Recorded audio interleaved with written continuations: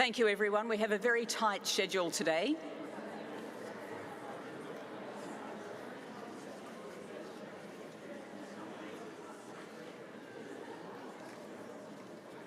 Thank you. Well, first of all, good morning, everybody. Welcome to this, the 6th Sporting Chance Forum. I'm Tracy Holmes, your MC for this very special occasion. This forum comes at a pretty precarious time as we view the global landscape through the prism of human rights, and particularly in the area of sport, where we can all make a difference. For decades, and much longer, good people have battled to be heard in the pursuit of making sport better, because it can always be better. As a journalist, I've seen up close what sport can do, uniquely, in my view, in bringing people together and fostering understanding despite our multiple differences. But it can also divide, segregate, and abandon people in their time of most need. To come together at the Sporting Chance Forum, at this, the UN's Palais des Nations, sets the scene for 2 days of listening and being heard, for finding pathways through different terrain and difficult terrain, for meeting those who might otherwise be deemed adversaries, all in the common pursuit of making sport better for all. We have an absolutely amazing agenda, as you're all aware, with some fabulous speakers to look forward to, and it's an honour to be able to tie all of this together in the presence of the forum's honorary chair, Mary Robinson. Welcome to you all. Before I pass to Mary Harvey to kick us off, I have a few practical announcements to run through, and we very much appreciate your attention through this. As I alluded to, we are here to talk about serious human rights issues in and around sport. But let's not forget that we are also ambassadors for rights-respecting dialogue and the need to hold ourselves and each other to the highest standards. The Sporting Chance Forum must be a safe space for respectful but frank conversation, free from all forms of discrimination, harassment and intimidation. We urge all speakers and attendees to consider the impact of their words and their behaviours on others, including online, and please adhere to the event code of behaviour that has been shared amongst all delegates. We will disagree at times, and that's okay. Sometimes those disagreements will even be strong. But as you'd expect, the forum has a zero-tolerance policy towards hate speech, any acts of intimidation, reprisal, harassment, or discrimination of any kind. We should all remain aware of the sensitive nature of some of the topics that will be discussed. The forum is a venue for real dialogue, and as such, will address subjects that may be uncomfortable and will affect each of us differently, including in unexpected ways. If you are affected by the content, please take the time to be kind to yourself and follow the guidance in your pack on how to find a quiet space, how to find support, and if needed, how to make a report with our safeguarding advisor who is present throughout the forum. For this and all other relevant materials you need, I refer you to the dedicated Sporting Chance Forum LinkedIn group, which is designed to help you connect with others while you're online. Now, the Centre is going to be using 2 hashtags in all of its social media posts in and around this event, so please feel free to use both of those as well. Hashtag SCF23 and hashtag Team Human Rights. Finally, some real practicalities. Our speakers at the forum are all esteemed experts with fascinating profiles. You can read about all of them on the forum's webpage. In the interests of time, moderators will not be providing lengthy introductions today or tomorrow, so I direct you online for those extended bios.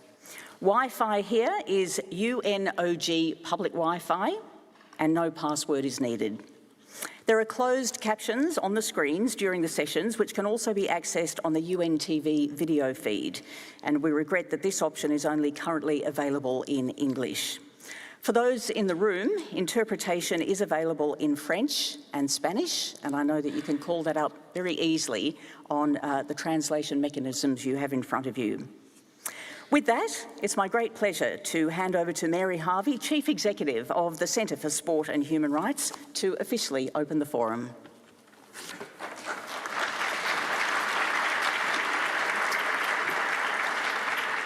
Thank you, Tracy, and thank you for emceeing this very special edition of the Sporting Chance Forum.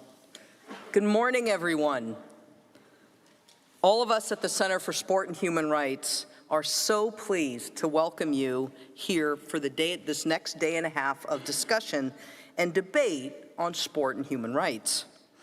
In the room today, we have attendees from every corner of the sports ecosystem, including athletes, fans, sports bodies, broadcasters, sponsors, governments, civil society organizations, journalists, trade unions, and many others.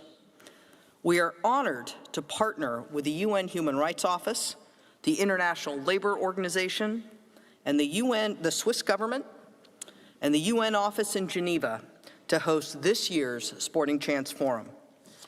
It's particularly meaningful to bring together so many different stakeholders in this room and in the 75th year of the Universal Declaration of Human Rights.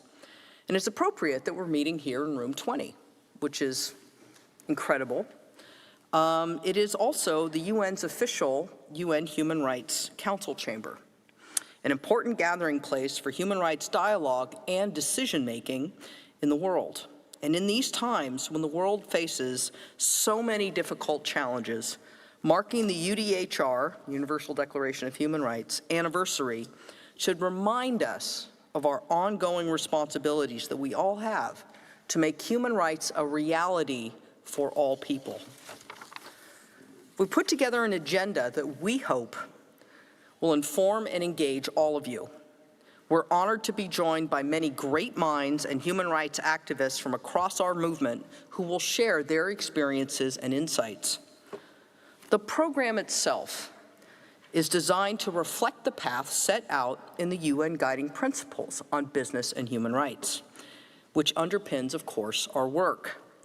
This means there's a flow to the program that spans the process of the important first steps of leadership and commitment via organizational and cultural change, so that's the starting point, through to showcasing responsible practices. We'll be highlighting opportunities to incorporate the voices and agencies of those most impacted into the heart of sport, including by confronting historical injustices, tackling long-standing patterns of discrimination, and addressing gender inequalities.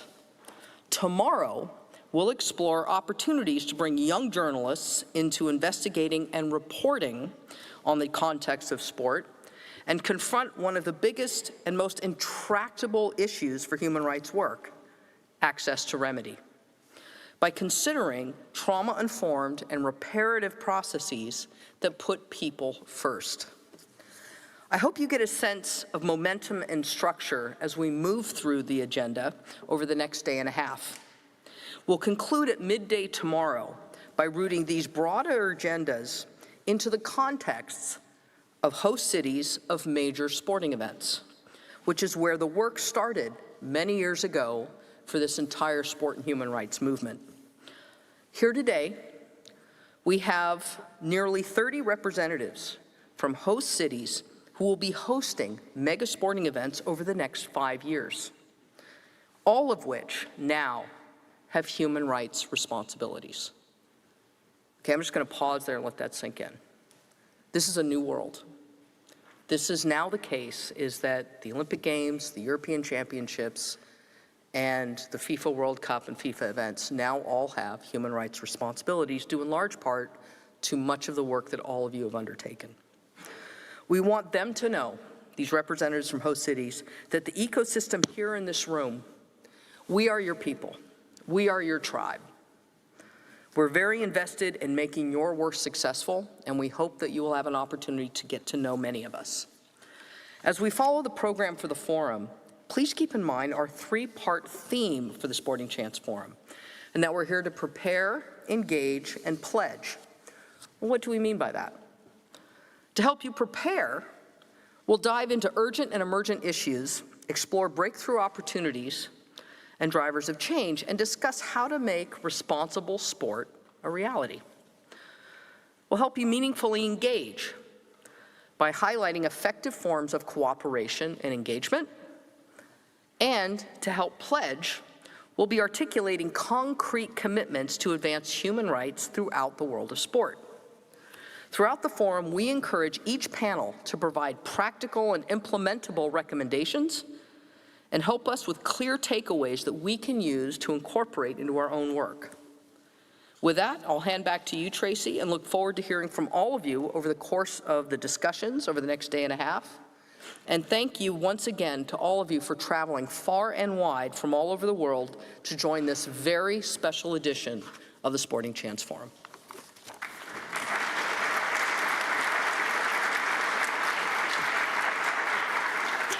Thank you so much, Mary. And now it's my great pleasure to turn to Ambassador Anna Ivkovits-Horner from the Swiss mission to the United Nations to offer some words of welcome from the Swiss government. Please make her welcome.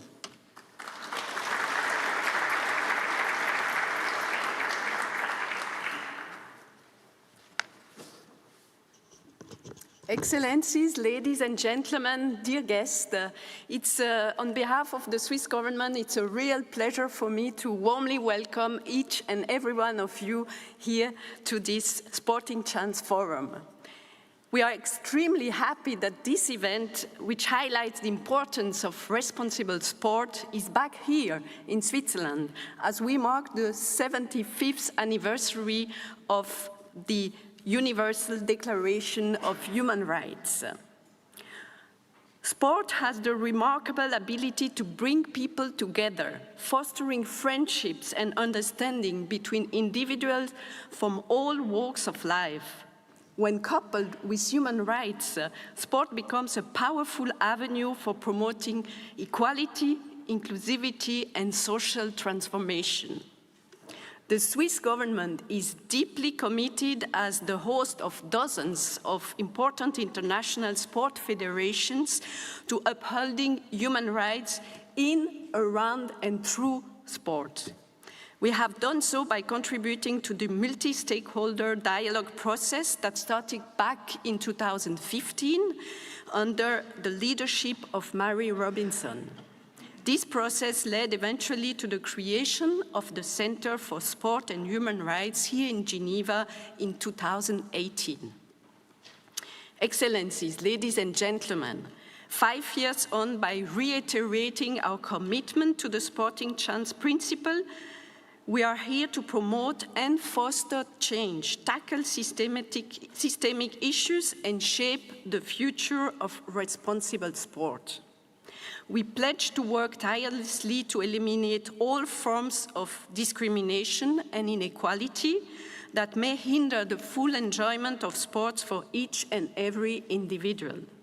This includes promoting gender equality within sports, combating racism, xenophobia, and abuse, and ensuring accessibility for persons with disabilities.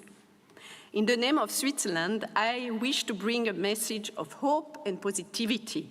We are here today to recognize the importance of safeguarding the rights and well-being of athletes as individuals with rights, dreams, and aspirations.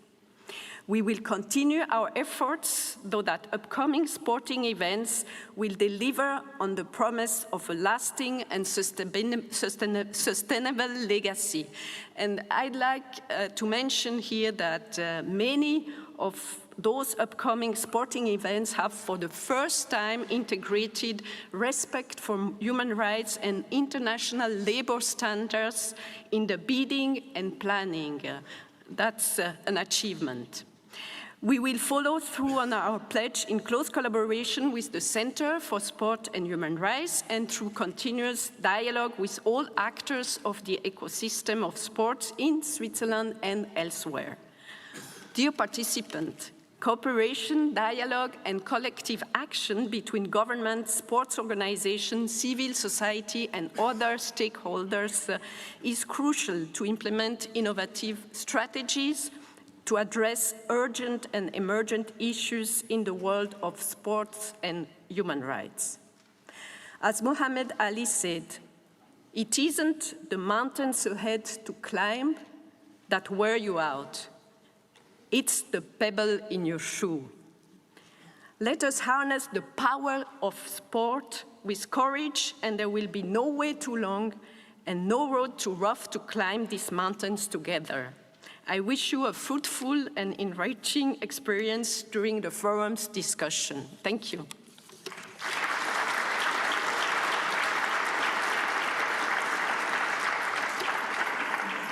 Thank you, Ambassador. Now that we're up and running, it's time to introduce our keynote speakers. Would you please welcome to the stage the UN High Commissioner for Human Rights, Volker Turk, the Assistant Director General of the International Labour Organization, Manuela Tomei, and the Minister for Sport and Physical Activity for Canada, Carla Qualtrough, Chair of the UN Permanent Forum on People of African Descent, Epsie Campbell-Barr. Please make them all welcome.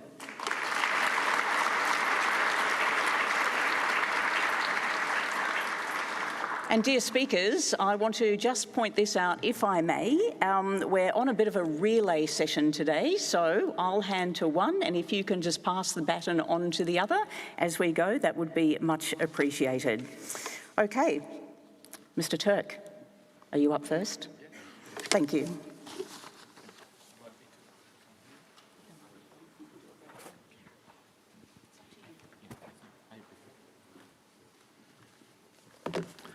Well, dear friends and colleagues, really pleased to be here.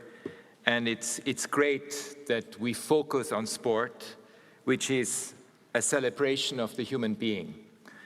It's of being human, and it's a celebration of vitality. Beyond the obvious physical qualities which different sports demand, they each incorporate art, play, and the ethical issues of virtue and fairness.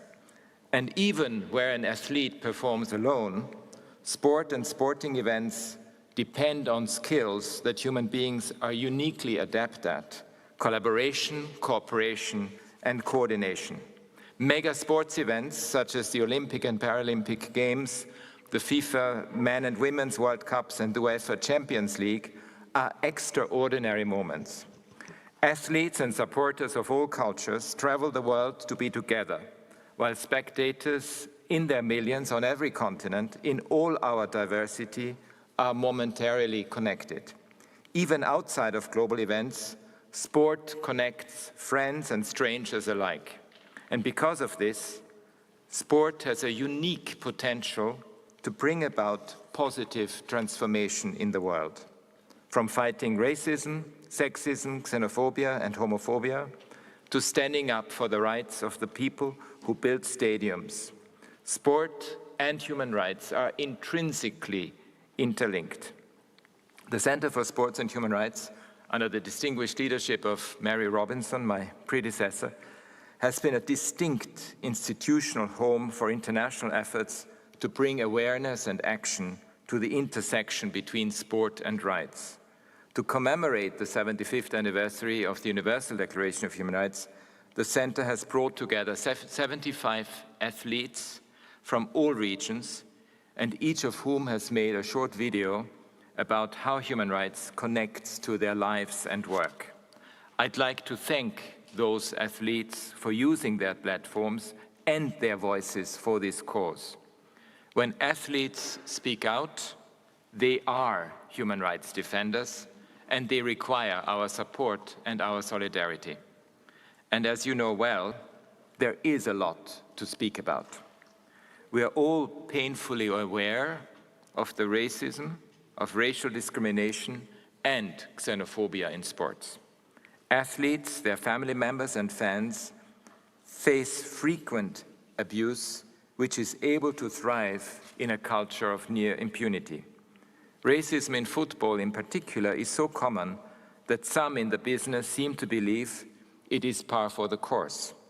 Brazilian football player Vinicius Junior has faced hateful racist slurs on the pitch playing for Real Madrid, highlighting a grim reality that is often minimized by industry insiders. We are honored to have him as our leading human rights champion on this front, and his remarks later today will no doubt bring home the urgency of the issue. Gender equality and discrimination against women, women belonging to religious groups, and LGBTIQ+ people also remain widespread. Many women athletes who are intersex or transgender face discriminatory regulations. Some women are barred from playing because of their religious attire. Women in general face limited opportunities for sponsorship, unequal remuneration, and challenges such as inadequate changing facilities. The grave issue of sexual abuse can affect both women and men athletes. Discrimination, harm, or abuse in sports, whether on the basis of race, gender, or any other factor, affects not only individual athletes, but can reverberate through entire groups and communities in all their diversity. The organization of sporting events also brings a number of human rights risks, ranging from the exploitation of construction and hospitality workers, many of them migrants, and the forced removal of communities to make way for new facilities. And we will hear later from the Assistant Director General of the International Labour Organization. We need responsible sport and mega sporting events that are inclusive, fair, and safe, where stakeholders are properly engaged and where human rights risks are mapped and addressed in line with international standards. Looking to the next few days and beyond, let me share with you the progress I see that is being made, but also where more action is needed. It's already been mentioned, the UN Guiding Principles on Business and Human Rights provide practical steps for assessing and addressing human rights risks through due diligence, as well as effective remedies for those whose rights have been violated. Their protect, respect, remedy framework is increasingly being incorporated into the policies of sports governing bodies and private sector entities that engage sports with the potential to transform the way sporting events are being organized. We have also seen significant progress in promoting women athletes. The rise in popularity of women's football is testament to this. Equally, the case of sexual abuse that marked the triumph of Spain's victory at the Women's Cup last summer shows just how far we still have to go. As I mentioned earlier, this is only one issue that women athletes face. We need a holistic approach that not only focuses on addressing the limitations faced by women and girls, but actively empowers them within the sports context. My office is ready to support sports bodies to prevent the discrimination of women athletes, including on the basis of gender identity or sex characteristics. For its part, the Human Rights Council that meets in this hall has made progress in targeting the intersection of race and gender discrimination in sport, focusing on the exclusion of women athletes with diverse sex characteristics, and it has committed to promoting human rights more broadly through sport and the Olympic ideal. In October, the Council focused on the eradication of racism, racial discrimination, and xenophobia from the sports world in Resolution 54/25. This resolution calls on states, sports governing bodies, athletes, sponsors, and civil society to take coordinated action in the fight against racism in sports. My office is preparing the ground for an alliance that can meet this challenge, and I encourage all those who are interested to join it. The Sporting Chance Forum provides powerful opportunities for us to coordinate our efforts to transform sports, so that sports and sporting events not only exemplify the values of equality and fair play, but also become powerful catalysts for positive change on a global scale. Let us leave this forum not just with heightened awareness, but with a resounding commitment to create a world where sports are a force for inclusion, equity, and human dignity. In this vein, I would like to invite each of you to submit a pledge as part of the Human Rights 75 initiative next week. And pledges can be made in a number of ways, individually or in collaboration with others. You can actually find the details on this at our website, the Human Rights website of the UN. I know that the Center for Sport and Human Rights has already submitted a strong pledge, and I look forward to many others following suit. And I wish you a very successful event, and thanks again for having us and organizing this. Thank you.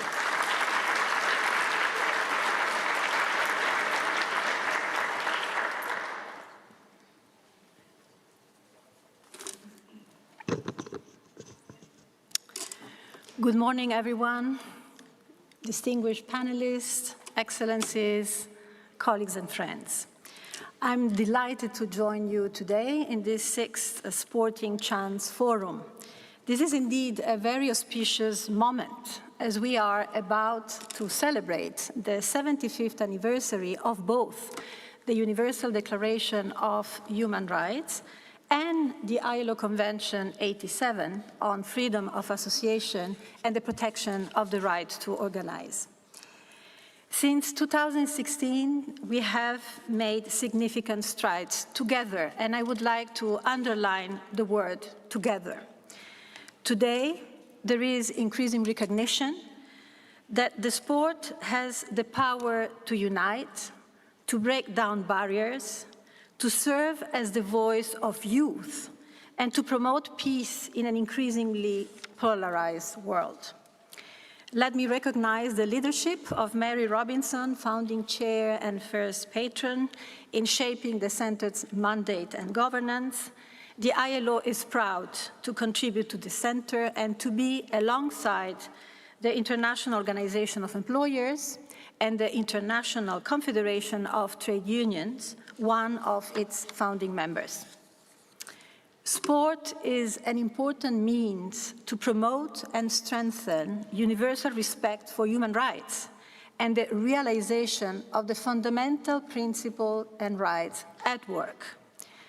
Sport is a platform that can and must be used to generate equal opportunities and treatment for all, to combat discrimination in all its forms and promote social inclusion, to protect athletes from violence and harassment, and to ensure occupational health and safety and decent working conditions. Over the years, the ILO has partnered with international sporting bodies to advance social justice in sport. Let me just mention a few of them.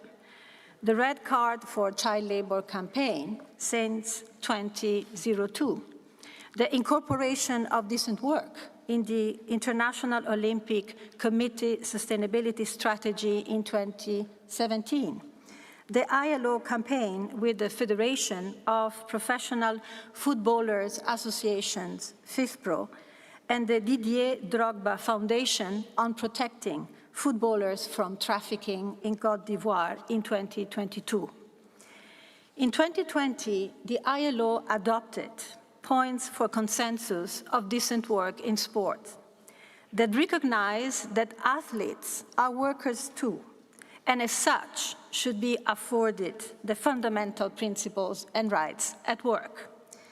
This means that workers should be able to organize and let their voices heard, that women athletes should benefit from equality in remuneration, that children should be protected from trafficking under athletic training schemes, and everyone should be entitled to a safe and healthy working environment, including protection against work-related violence and harassment.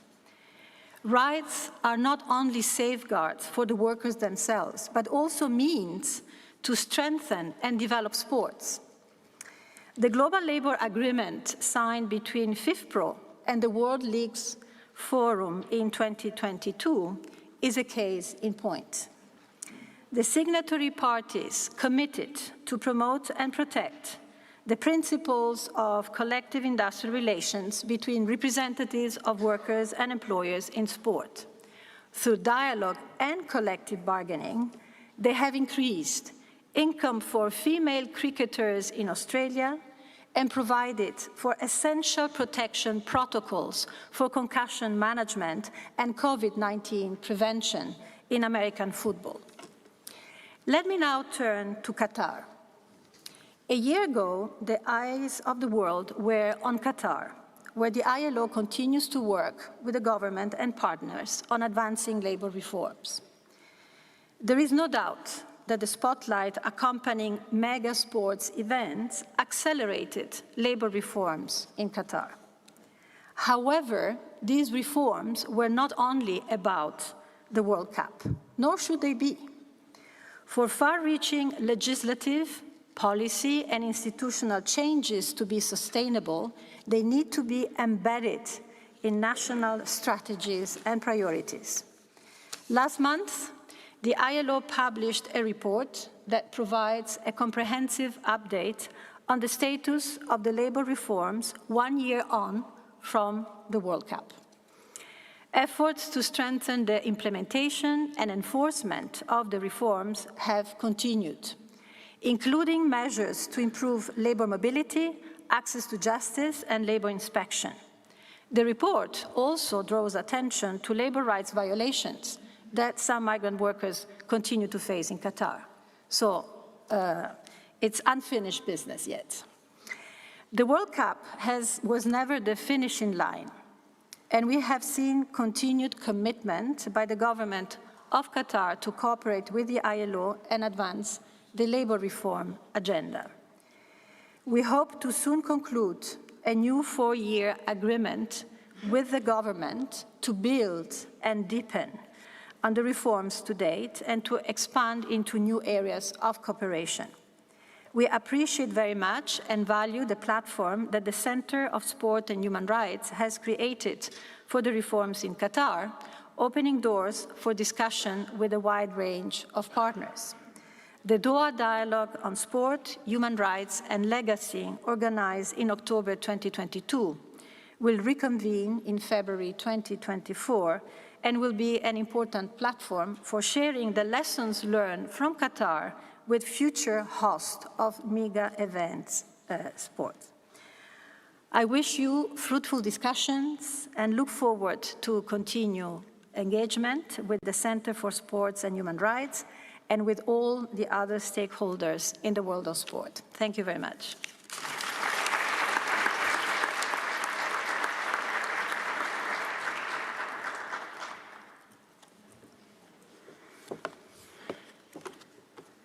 Thank you, everyone. Bonjour tout le monde.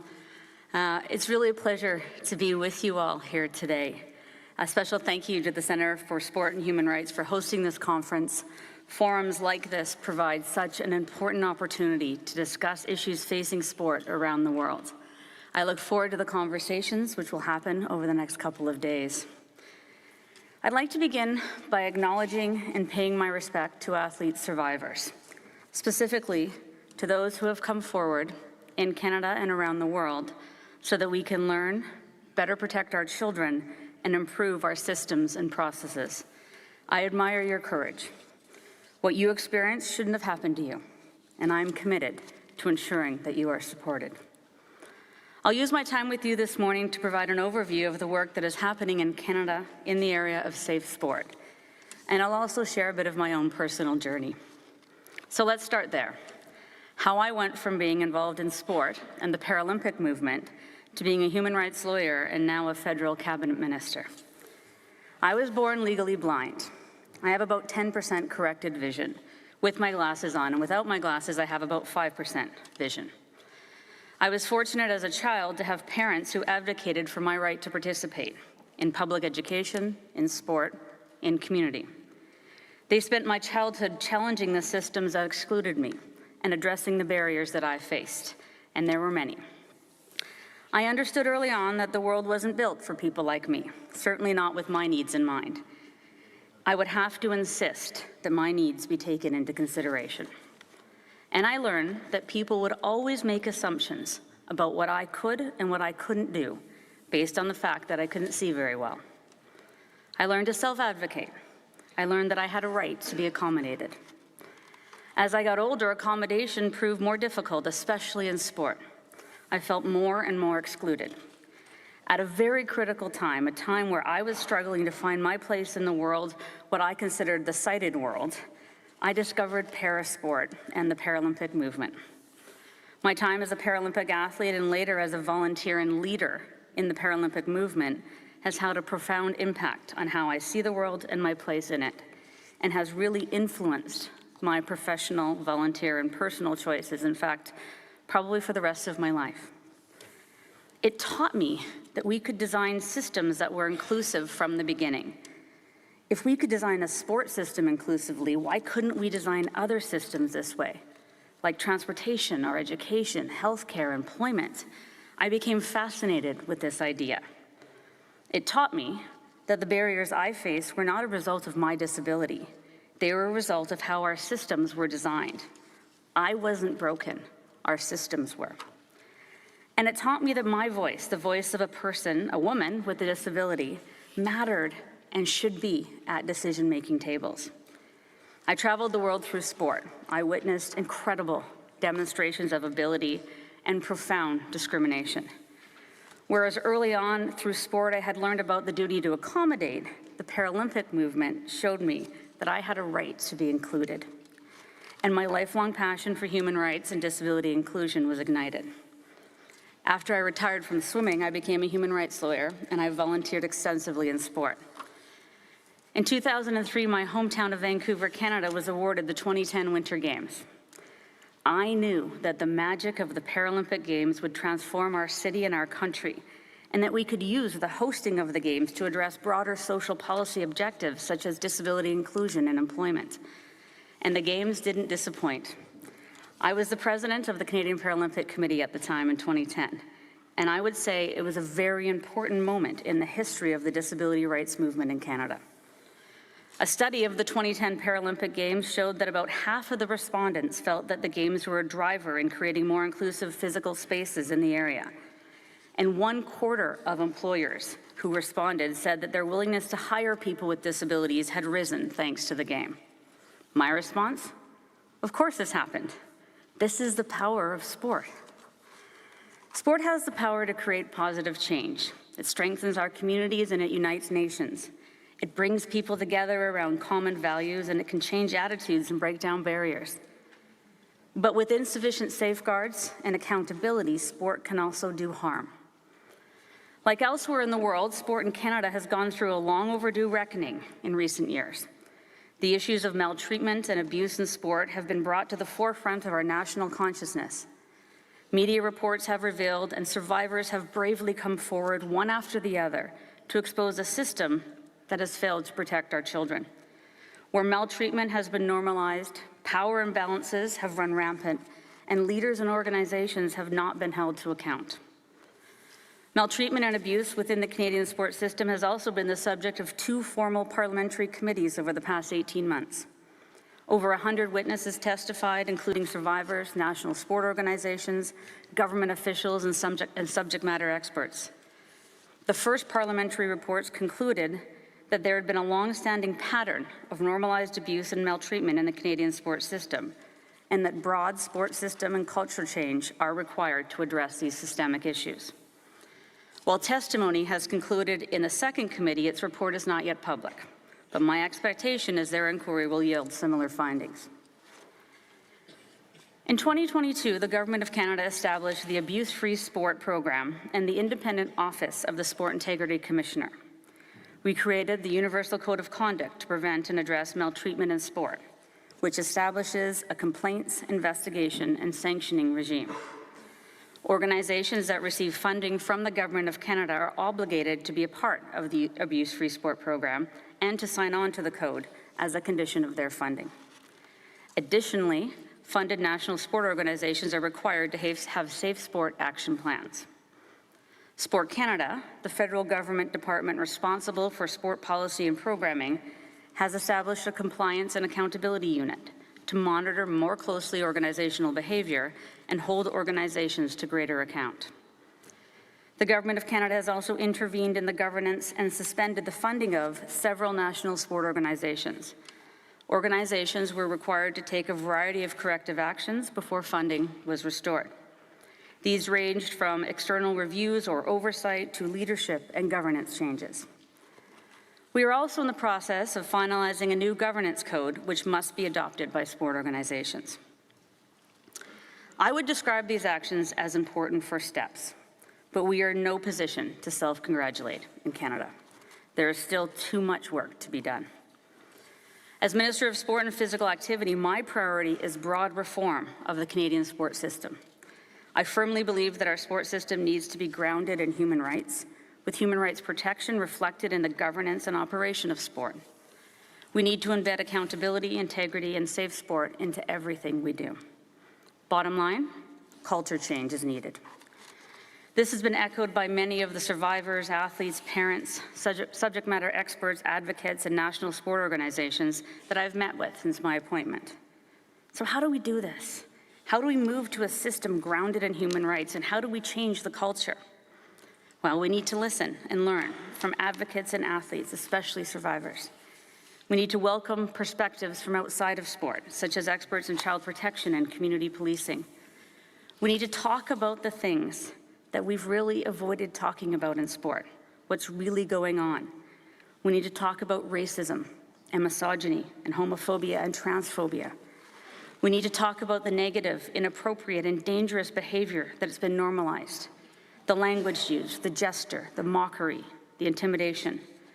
We need to talk about roles and responsibilities. Parents, athletes, officials, administrators, volunteers, fans, coaches, and governments. We all have a role to play. And while we've taken specific actions, we have really focused in Canada on reacting to wrongdoing. We have begun to lay the foundation of a system that addresses the bad things that have happened. This very reactive approach was necessary and remains important. And make no mistake, we can continue to do better in this area. But now we need to broaden our focus to reimagine our system and do the work so that bad things don't happen in the first place. The issues facing sport in Canada are human rights issues. Maltreatment and discrimination are human rights issues. Gender equity is a human rights issue. Pay equity. In sport, we champion values, but somehow the language of human rights can be absent. I believe the answer lies in reframing our approach to sport governance and operations within a human rights context. To address the cultural issues that underpin the abuse and discrimination that happens, we need to see these issues as fundamental human rights abuses. Governments have a duty to promote and protect human rights in sport, to meet domestic and international human rights obligations. We have to get our own houses in order. We need to understand how our policies and programs impact human rights. We need to ensure not only that our obligations are met, but that we use these tools to advance and promote human rights in sport, and that we're not doing harm. Our funding models, do they incentivize or do they reward certain negative behaviors? Does our policy use human rights language? I can think of no better example of how sport can be viewed through a human rights lens, or how human rights can be advanced through sport, than the Paralympic movement. Disability inclusion and human rights are at the core of what is done every day in parasport, out of necessity. The barriers to inclusion, the lack of access, the discrimination, also ever present in the lived experience of persons with disabilities, that the Paralympic system itself must take a human rights-based approach. The broader sport system can learn from this. With all this in mind, I'm pleased to share that early next week I will be announcing a formal, independent mechanism to review the sports system in Canada, in particular, systemic causes of abuse and human rights violations in sport. This process will be trauma-informed, human rights-based, and forward-looking.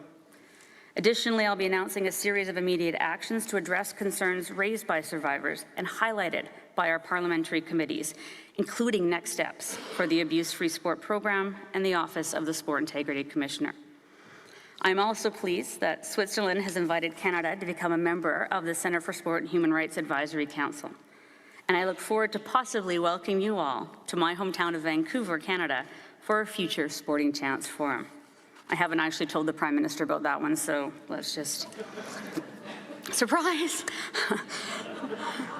Friends, we are living in uncertain times. I'm convinced that in these uncertain times, sport can be the common ground that unites the world. We can lead by example. With human rights as our beacon, we can tackle the big challenges, put in the hard work, and come out on the other side stronger. That's the sport I want for my kids and yours. Thank you.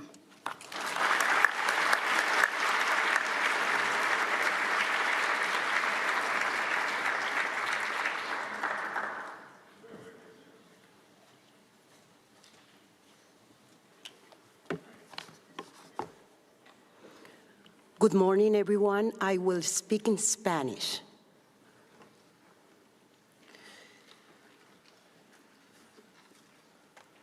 Me gustaría comenzar esta intervención agradeciendo profundamente al Centro del Deporte y los Derechos Humanos, a su directora y a su fundadora, Mary Robinson. Saludar a quienes son panelistas el día de hoy y a todas las personas que están aquí por su compromiso con los derechos humanos, pero en particular con los derechos humanos en el deporte. También quisiera empezar rindiendo un homenaje a mis ancestras y ancestros, a quienes vinieron antes que yo y lucharon por su propia dignidad, aquellos que tuvieron certeza mucho antes de la Declaración Universal de los Derechos Humanos, certeza de su propia dignidad y certeza de la dignidad de todas las personas que habitamos y que habitaron este planeta. Porque la dignidad es una condición ineludible en la lucha de los derechos humanos. Como presidenta del Foro Permanente de Personas Afrodescendientes dentro de las Naciones Unidas, pero más que eso, como una líder afrodescendiente a nivel global y en mi propio país, como exvicepresidenta de Costa Rica, como congresista, como persona, mi compromiso está con los millones de niños y niñas en el mundo que tienen el derecho a existir sin ninguna restricción y con todas sus condiciones para poder vivir una humanidad plena.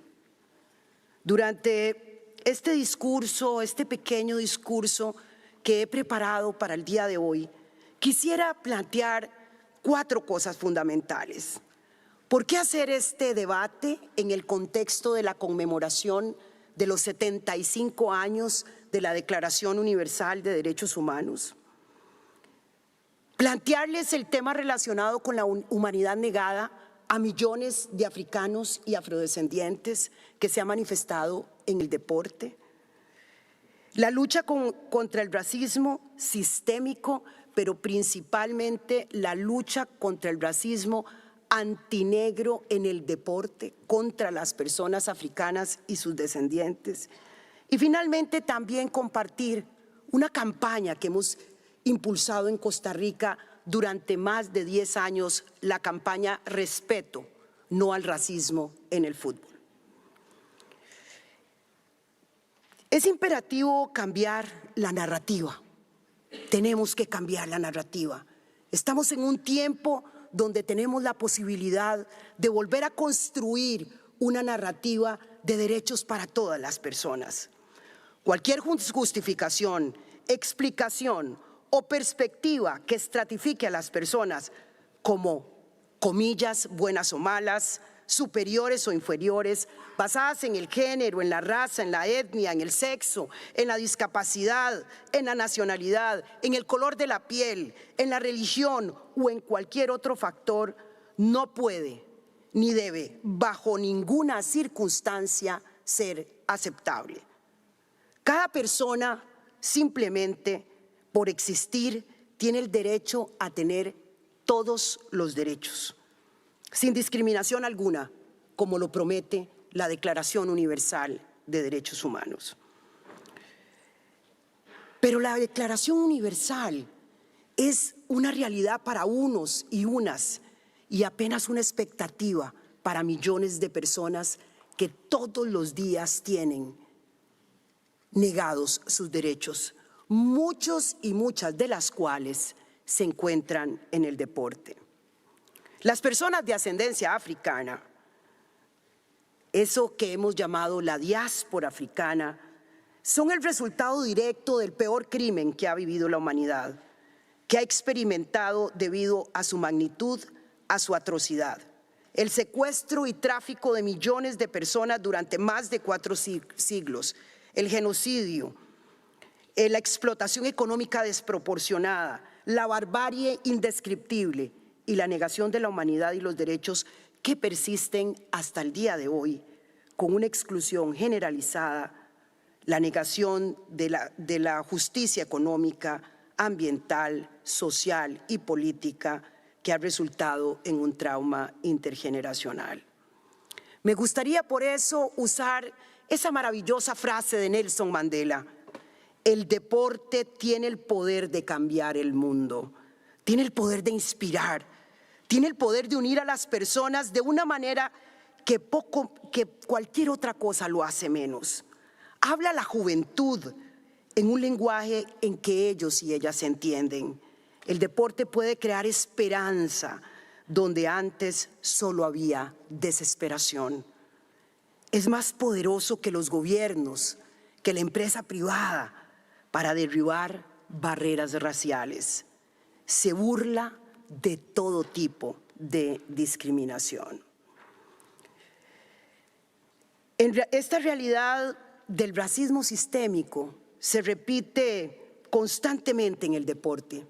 Por eso quisiera nombrar a alguien que está aquí, que ha sido una inspiración para muchas de nosotras que estamos en esta lucha contra el racismo, y es Caster Semenya, a Colin Kaepernick, a Simone Biles, a Sarah Shari G. Richardson, a Venus y Serena Williams, a Peter Webo, a Tinga, a Alberto Quintero, a Roberto Carlos, a tantos y tantos otros ejemplos de deportistas que han tenido que sufrir sobre sus espaldas la discriminación y la negación de los derechos humanos. Y por eso es que la Coalición Global contra el Racismo Sistémico y por las Reparaciones nos hemos propuesto transformar esa realidad. Estamos aquí para invitarles e invitarnos a todos de ser parte de esa gran tribu. Gracias, Mary, por recordarlo. La tribu de las personas que luchamos por la dignidad de todos los seres humanos y que utilizamos el deporte como una forma de juego limpio, como una manera de impulsar una nueva cultura, una cultura de derechos para todas las personas. Esta es una alternativa efectiva para utilizar el deporte como medio para promover el respeto, la no discriminación y la lucha contra el racismo.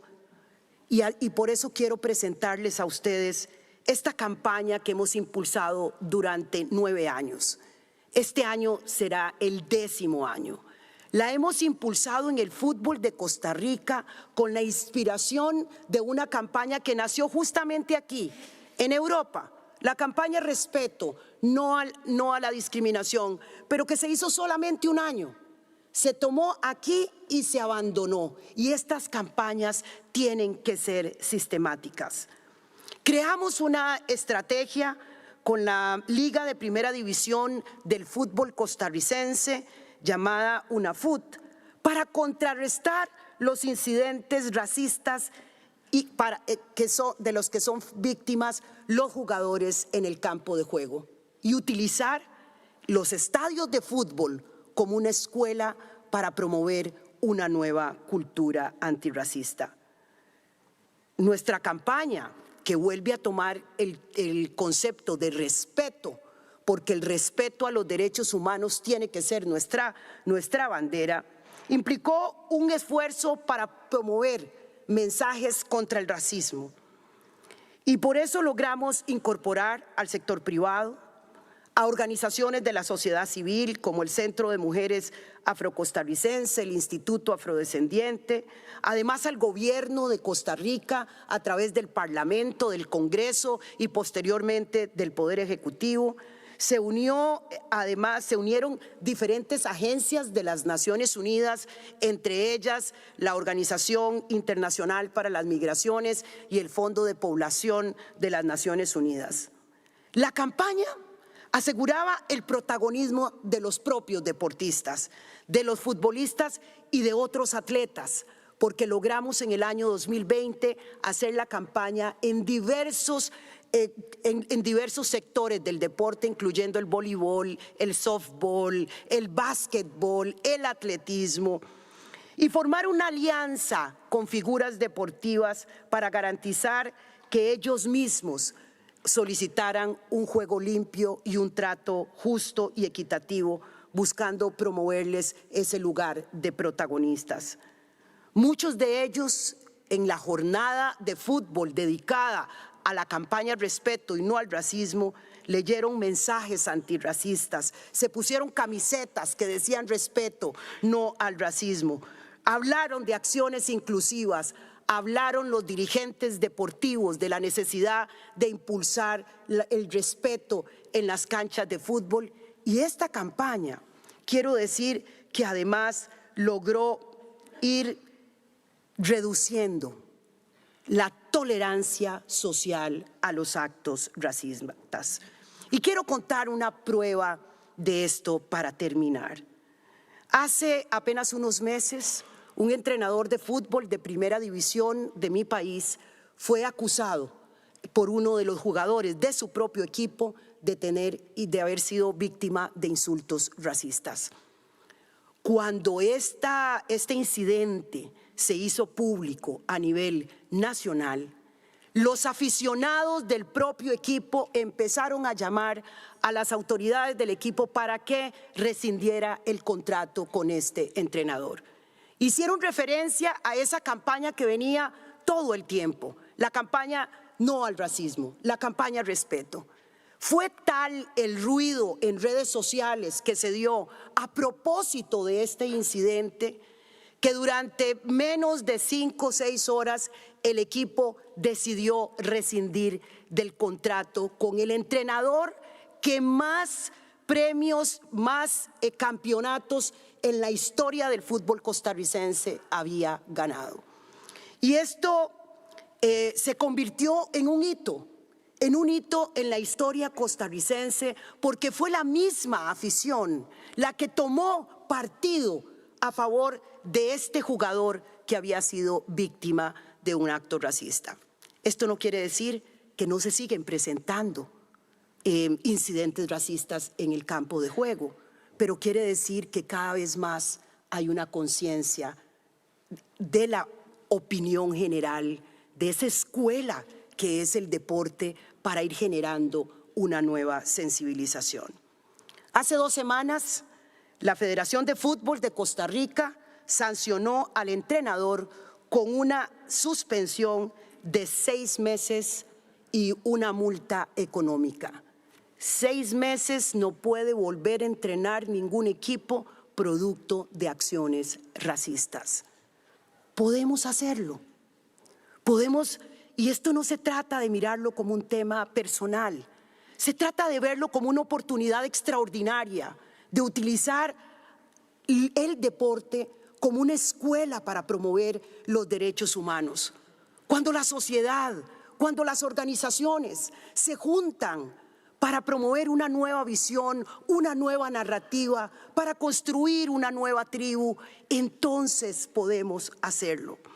Estamos viviendo un momento extraordinario en la historia, aunque la realidad de la guerra, la muerte, la destrucción, el racismo y la exclusión a menudo nos roban la esperanza.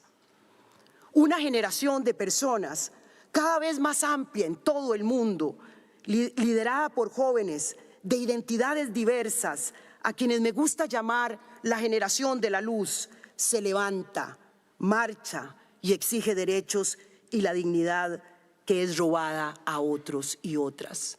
Es una generación de gente que no tiene que sentir el racismo en su propia piel para levantarse en todos los lugares del mundo para reclamar justicia por la muerte de George Floyd. Es una generación que está marchando en las calles por la paz y la dignidad y la vida de personas que mueren inocentemente en las guerras. Es una generación que ha entendido que para sobrevivir necesitamos sobrevivir todos y todas. Si no, no hay esperanza para la humanidad.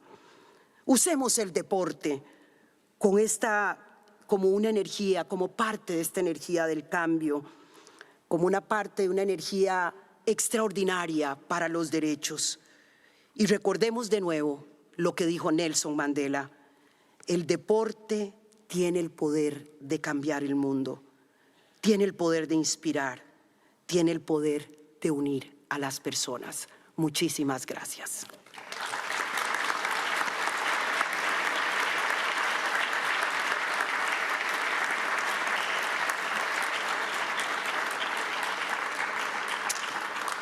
Well, what an amazing start. What an amazing start with those four keynote speakers, really incredible and so much to think about. I think really important that, we consider the takeaways from that. First of all, Volker Turk's office is ready to support every single one of these people. We'll be calling you in the next week. Thank you for that. Manuela Tume, thank you too. Looking at a new 4-year agreement with the Qatari government. We look forward to hearing more about that. Well done there.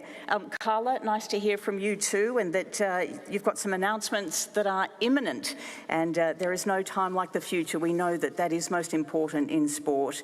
EPSI, let's take the energy of your words through the next 2 days of this conference, because sport is powerful.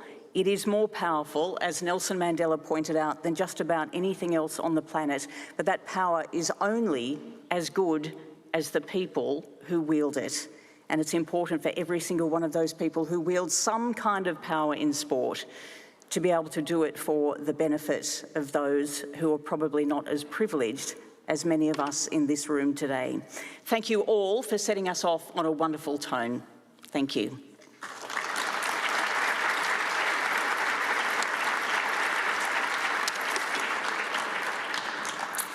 So with that inspiring start, we move directly to our first panel session of the program.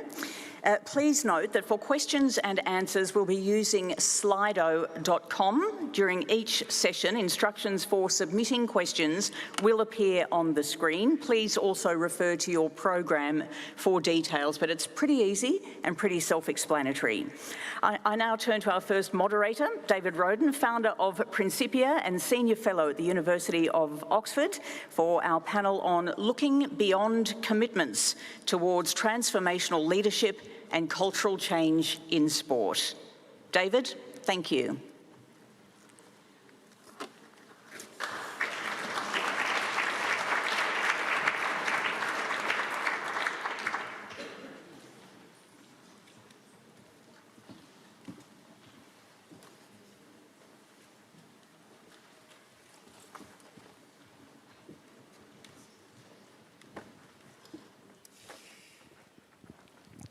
Well, good morning. It's a wonderful pleasure to join you all here this morning for what I'm sure is going to be a wonderful 2 days of discussions, sharing of ideas, and inspiration.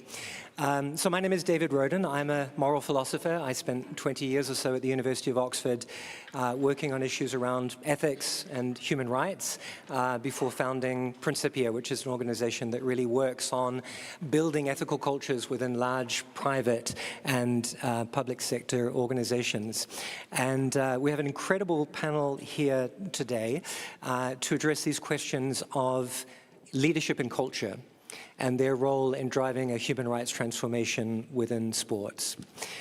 Now, a very wise friend once told me something that stuck with me, which is, he said, don't tell me what needs to be done, tell me why what needs to be done isn't being done.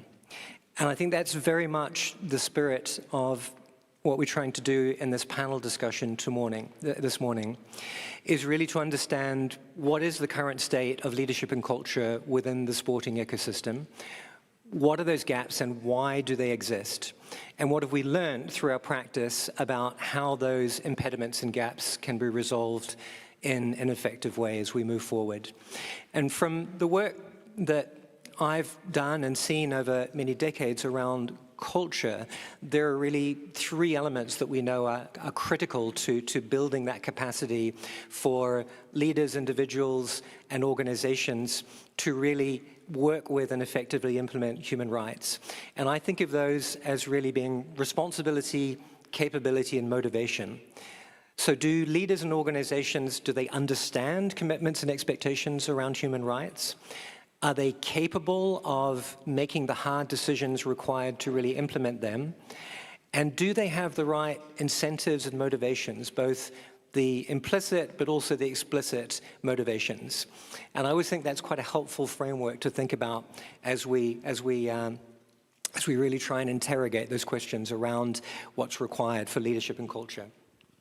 So joining me this morning, as I say, we have a really wonderful panel that brings a diverse range of experience to this set of questions. So to my left, we have Magi Cruz Blanco, who is Managing Director of the Sports Practice at ADICO, the recruitment agency. Sitting to her left is Matthew Graham, who is the Interim Executive Director at the World Players Association.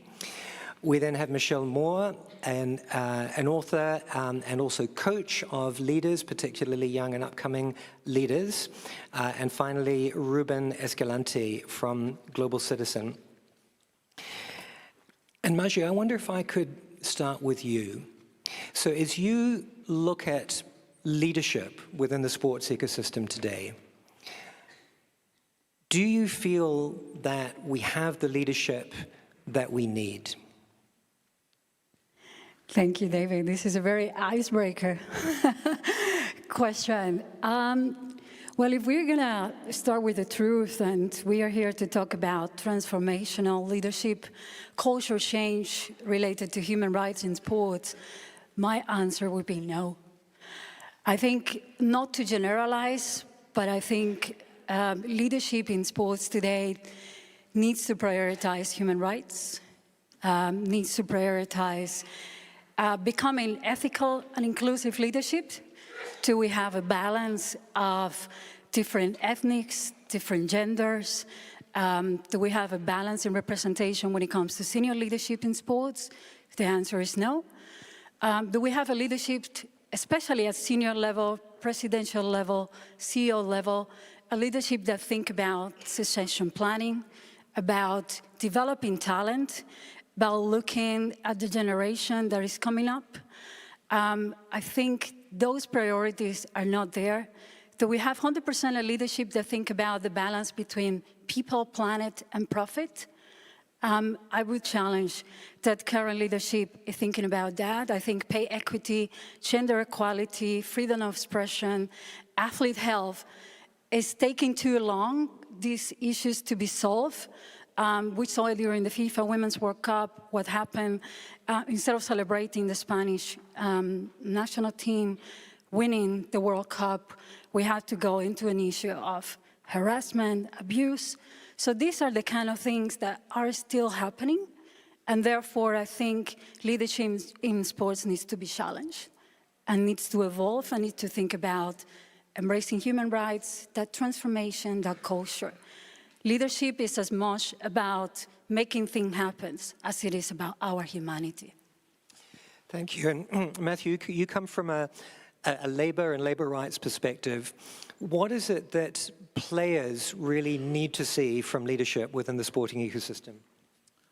Thanks, David. It's great to be here today. I think when we're looking at leadership in sport, there's good news and there's bad news. And I think leadership also involves being honest. So I think we should actually address some of the bad news first. And there is been for too long systems, structures, and culture in sport that has enabled abuse. It has enabled some of the things that has just been talked about around pay inequity. It has enabled ongoing precarity, particularly in women's sport. It enables ongoing and serious threats to the health and safety of athletes.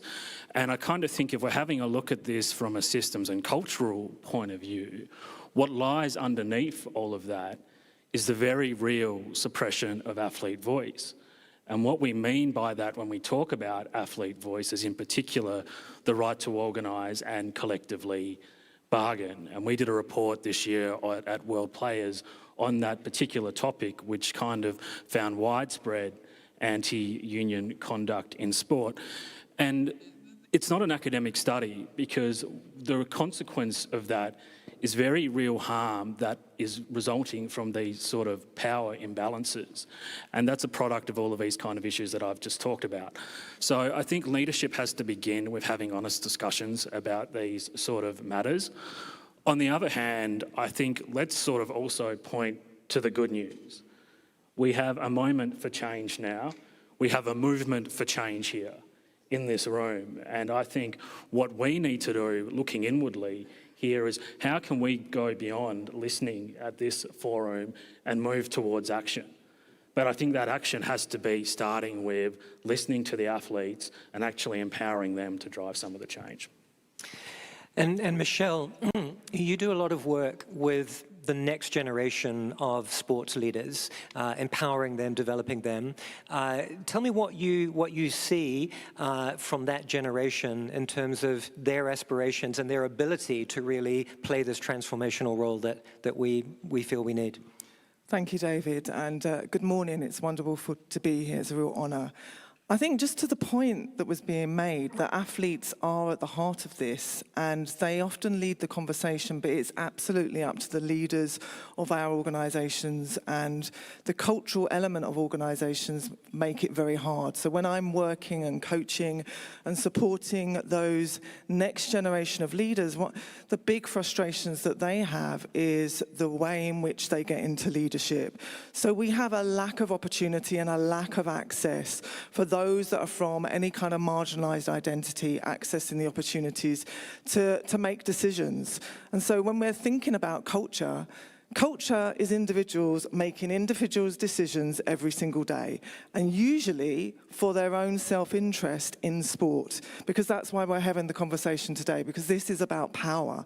Who has power and how they're using it. And that power is often used in a way that they're being protective of it.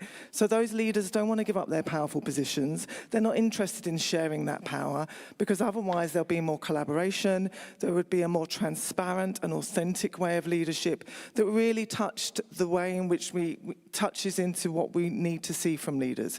We need to see no conflicted business interest, but to be frank, we need to see people that are prepared to take the risks and to stand up and be counted when it's a really difficult moment, and especially in times of crisis. So those next generation of leaders that I'm working with find it incredibly hard to kind of penetrate those ceilings, and they need to be in a collective and not just the one, not just the first of difference within those spaces, because they're often hostile spaces to be able to make progress in. And so I think today these conversations are important, but I think actually, you know, they move beyond that sense of individual action. It's how do we create that momentum where everybody's prepared to work in a much more collegiate and collaborative way, where power isn't the dynamic that's forcing everybody to work. Yeah, those are great points. And Ruben, just turning to you, I wonder if we could pick up on some of those points. So you work for a global advocacy organization, so really looking at how to drive public engagement to create the conditions for that kind of transformative moment that Matthew was talking about. I'd be very interested in two things from you up front. You know, first of all, how do you see the prospects of using some of these mass advocacy tools to create the kind of change that we're talking about? But also someone who's come from outside of the sporting world. I know that you've done a lot of work in other sectors such as music. How do you view sports leadership, perhaps in the context of some of those other domains? Thank you, David. I just want to take a couple of seconds to thank the center, and also like Mary, you're doing an amazing work together with, you know, like Guido and William and Matt and the whole team. So as David was saying, I am the external factor. I do not come from the world of sports itself. Does anybody know what Global Citizen is? Well, go Google it, okay? Thank you, thank you. Well, you go Google it, you go look it on YouTube. Basically what we do is we move the music industry and young people to take action to get commitments from leaders. In this case, it can be either politicians at the national level. We work extensively with the government of Canada and the Trudeau administration. I'm looking at the minister through the cameraman right there.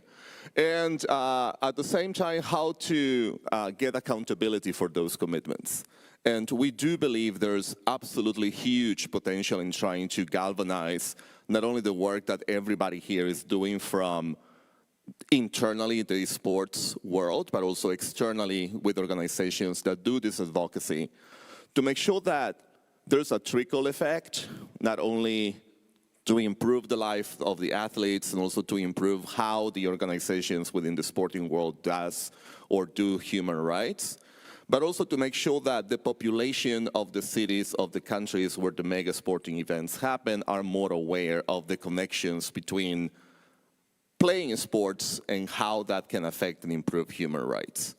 So our perspective is going to be more about getting those commitments from within. We have been working with FIFA in a couple of things. We had the president on a few of our events before, but also trying to put the pressure on the governments to get to that either financial or policy change that we need to make sure that when you guys go to a city, to a new country, the place that you go, you actually leave it better than you found it in terms of human rights. And every single country has different gaps. And I know that this first round is about gaps.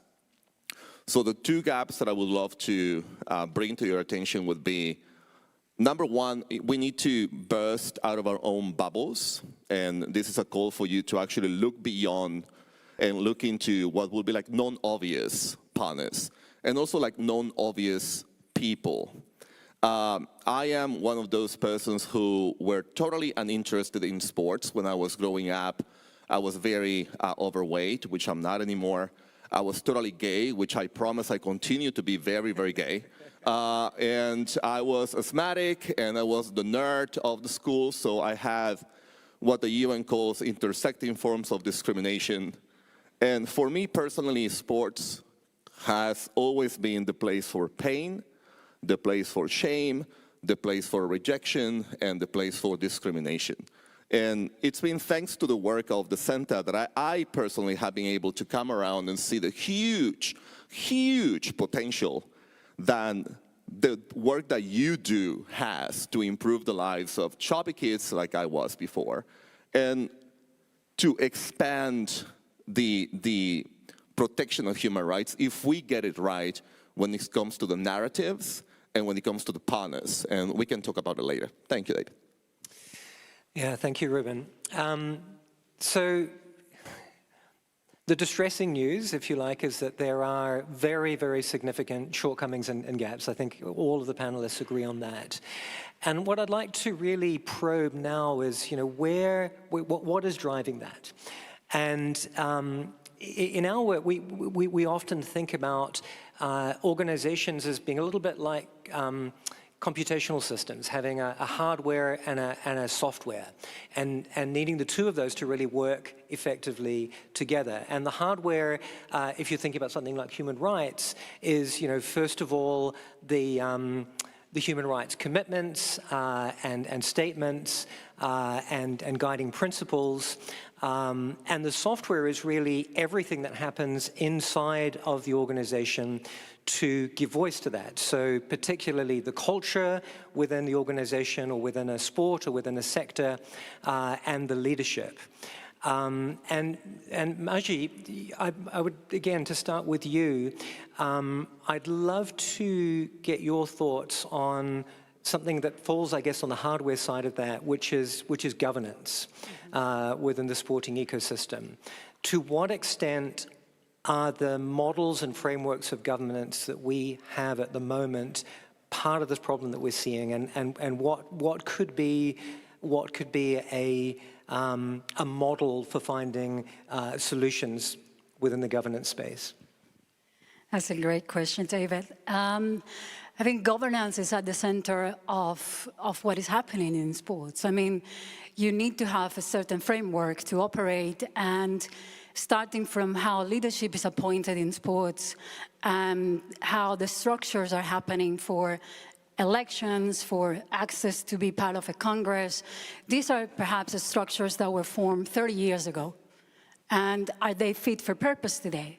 Are they aligned with the people, the humanity that we are today, but also looking into the future? Are they aligned with the future generations and what we want to see in sports? Are they aligned with the advance of technology? Do leaders understand the need to learn technology, to educate about technology and sports? Are they aligned with thinking purpose marketing and purpose partnerships? Because those are fundamental questions, and the governance is at the center of all of this. So starting from how do we appoint leaders in sports and how elections are happening, if we have a council that have 36 people and only 6 are women, is this the right structure? Does this have the right representation and the right balance? So those are the questions we have to ask ourselves when it comes to governance. Do we have the right path for financial accountability? Do we have the right path for talking about human rights? And when human rights are not implemented, do we have the right mechanisms to look at what is happening and find remedy, but also, more than anything, to find prevention? Do we have the right structure and the right governance that give athletes voice and makes athletes' voice more powerful? We've seen athlete activism rising recently, and for me, it's one of the most powerful movements in today's world in sports. Athletes have gone from a very quiet place to say this is a no-go. Governance in sports is not addressing what we need, and sports is about athletes. They are the center of sports. This is why we are here, for them. And if we don't have a governance that think human-centric, that think athlete-centric, then we don't have the right governance. So I would challenge that is one of the core hurdles today. The second one for me is about education and awareness. And I understand that the leaders that have been there for 15 years, 20 years, 30 years, yes, we have leadership in sports that has been for so long. And maybe they need more awareness about human rights. They need training, and Michelle can tell us more about. As a leader, as you evolve in your leadership, you need coaching. You need to have your sound board of advisors, people that know better than you.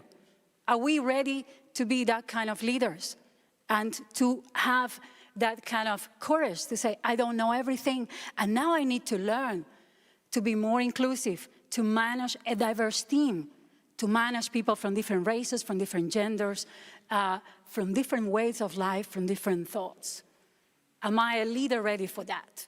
And that is kind of the questions that we need to ask ourselves in the current governance, so we can have those people within the structures in sports. And so I challenge that those two things are at the core when it comes to governance. Thanks, Maggie, and that's well taken. But I want to pick up on an element of that. I mean, you say we need more awareness and more education for leaders, but I would love to ask, Matthew, but either of the other of you as well, do we think this is really fundamentally a question of awareness and education? Or do we think it is more about the incentive structures that we see within sports that's really driving this? In other words, is the solution just creating opportunities for education and awareness, or is it something deeper and more structural? I mean, Matt, do you want to come in on that and maybe? Yeah, and thank you so much, Maggie, for that passion, because I think we all sort of see that. But what I would kind of add to the conversation is that we can reform governance and we can change the systems, but unless there is trust, it isn't going to achieve necessarily what we want it to do. And I think across institutions, and particularly across sports, there's a major trust deficit at the moment. We see too many people in leadership positions who love to espouse the language of we're athlete-centred, we're athlete-first, yet we still don't have access to remedy, as you're saying. We're still a long way off achieving gender equity. The rhetoric too often doesn't actually match the commitments that are being put forward and the actual implementation. So I think it actually has to start with trust. I think the leaders of these sports organisations need to go deeper than promoting the policy framework. They actually have a responsibility to make sure it's embedded in the culture of their organisations. And I think the second thing, which is underneath that, too often in sport, we've seen short-term, expedient decision-making processes without actually sometimes taking a step back, looking at things long-term, looking at things holistically. And I'd say look to the example of the players in that sort of respect, because nobody knows the sport better than the players. It's very often the players who actually are leading the vision of the game. And I think it's really important to sort of take this long-term view, particularly when it comes to issues like human rights and applying the UNGP framework, because human rights due diligence will help sports organisations. When they're navigating complex questions in relation to awarding mega sporting events or dealing with matters of inclusion and so on, and these very complex decisions, which we all know are difficult to make, the UNGPs will help. But I think we're still at a point where there's still too much short-term decision-making, and I think it goes to your point, because that's often what the structures incentivise, without actually taking a long-term and holistic approach to embedding these matters. And maybe, Ruben, maybe asking you to pick up on some of these themes around the aspiration that long-term there really is a harmony between improving human rights and the interests of the sports ecosystem.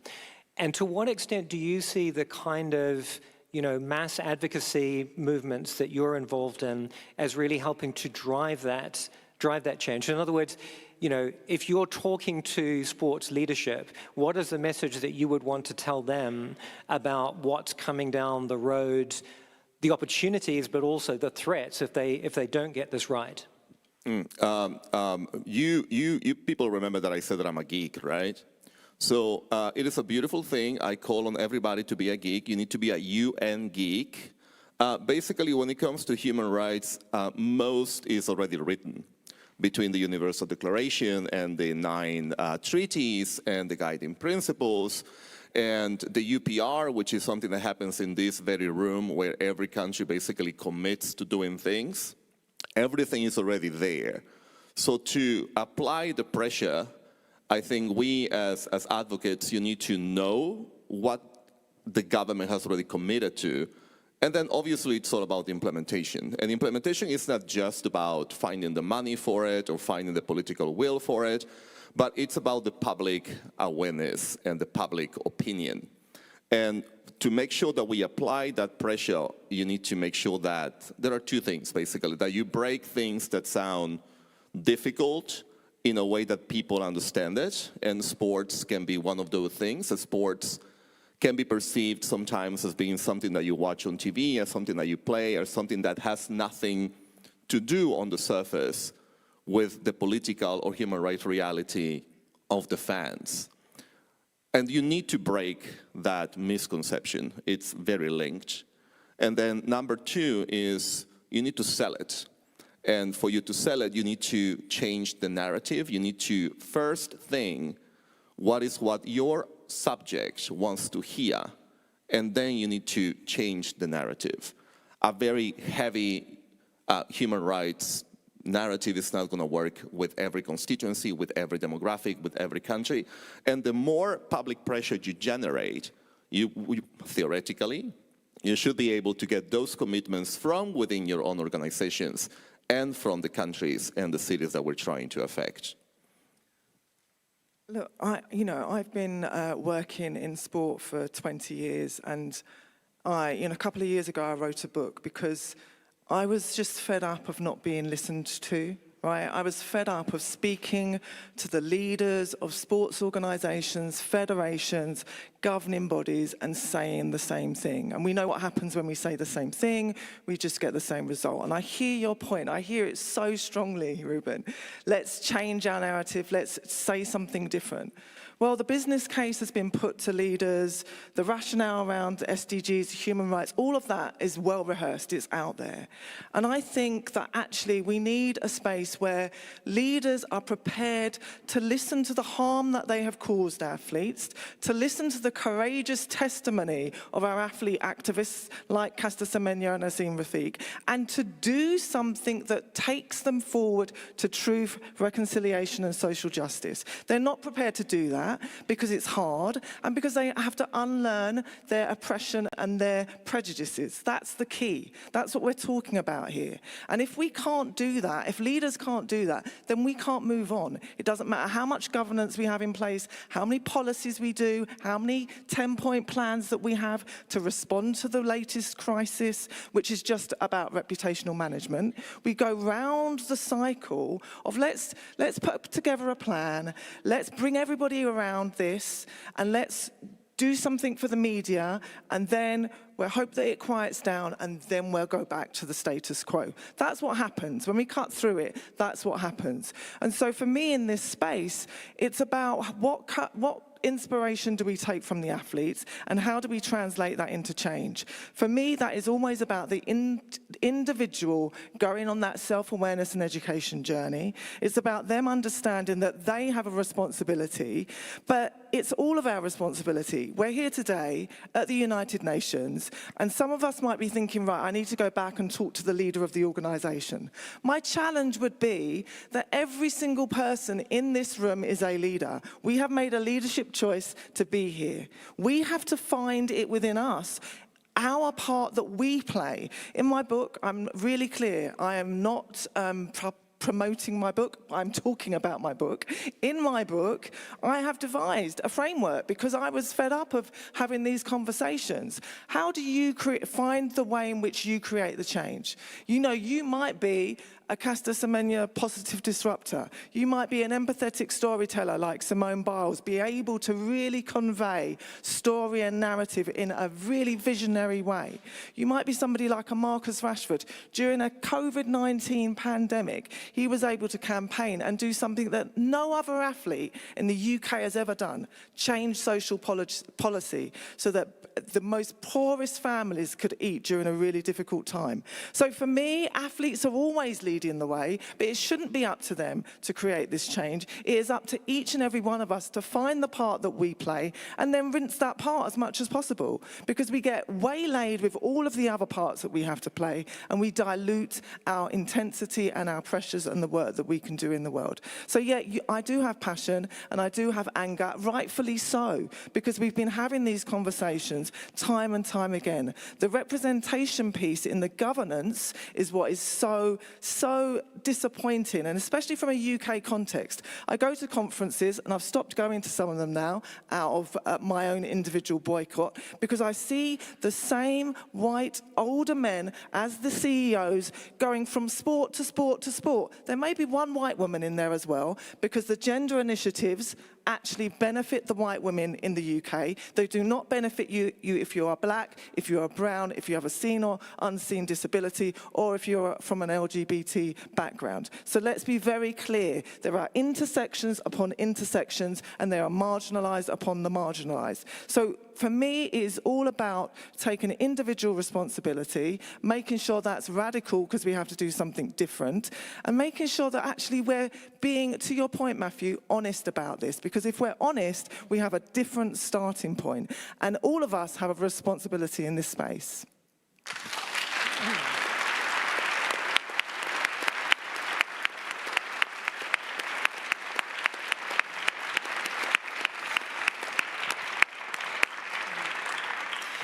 Thank you, Michelle, and those are really wonderful points. And I want to pick up on something that you said earlier, which is that progress around human rights is really a question of the allocation of power.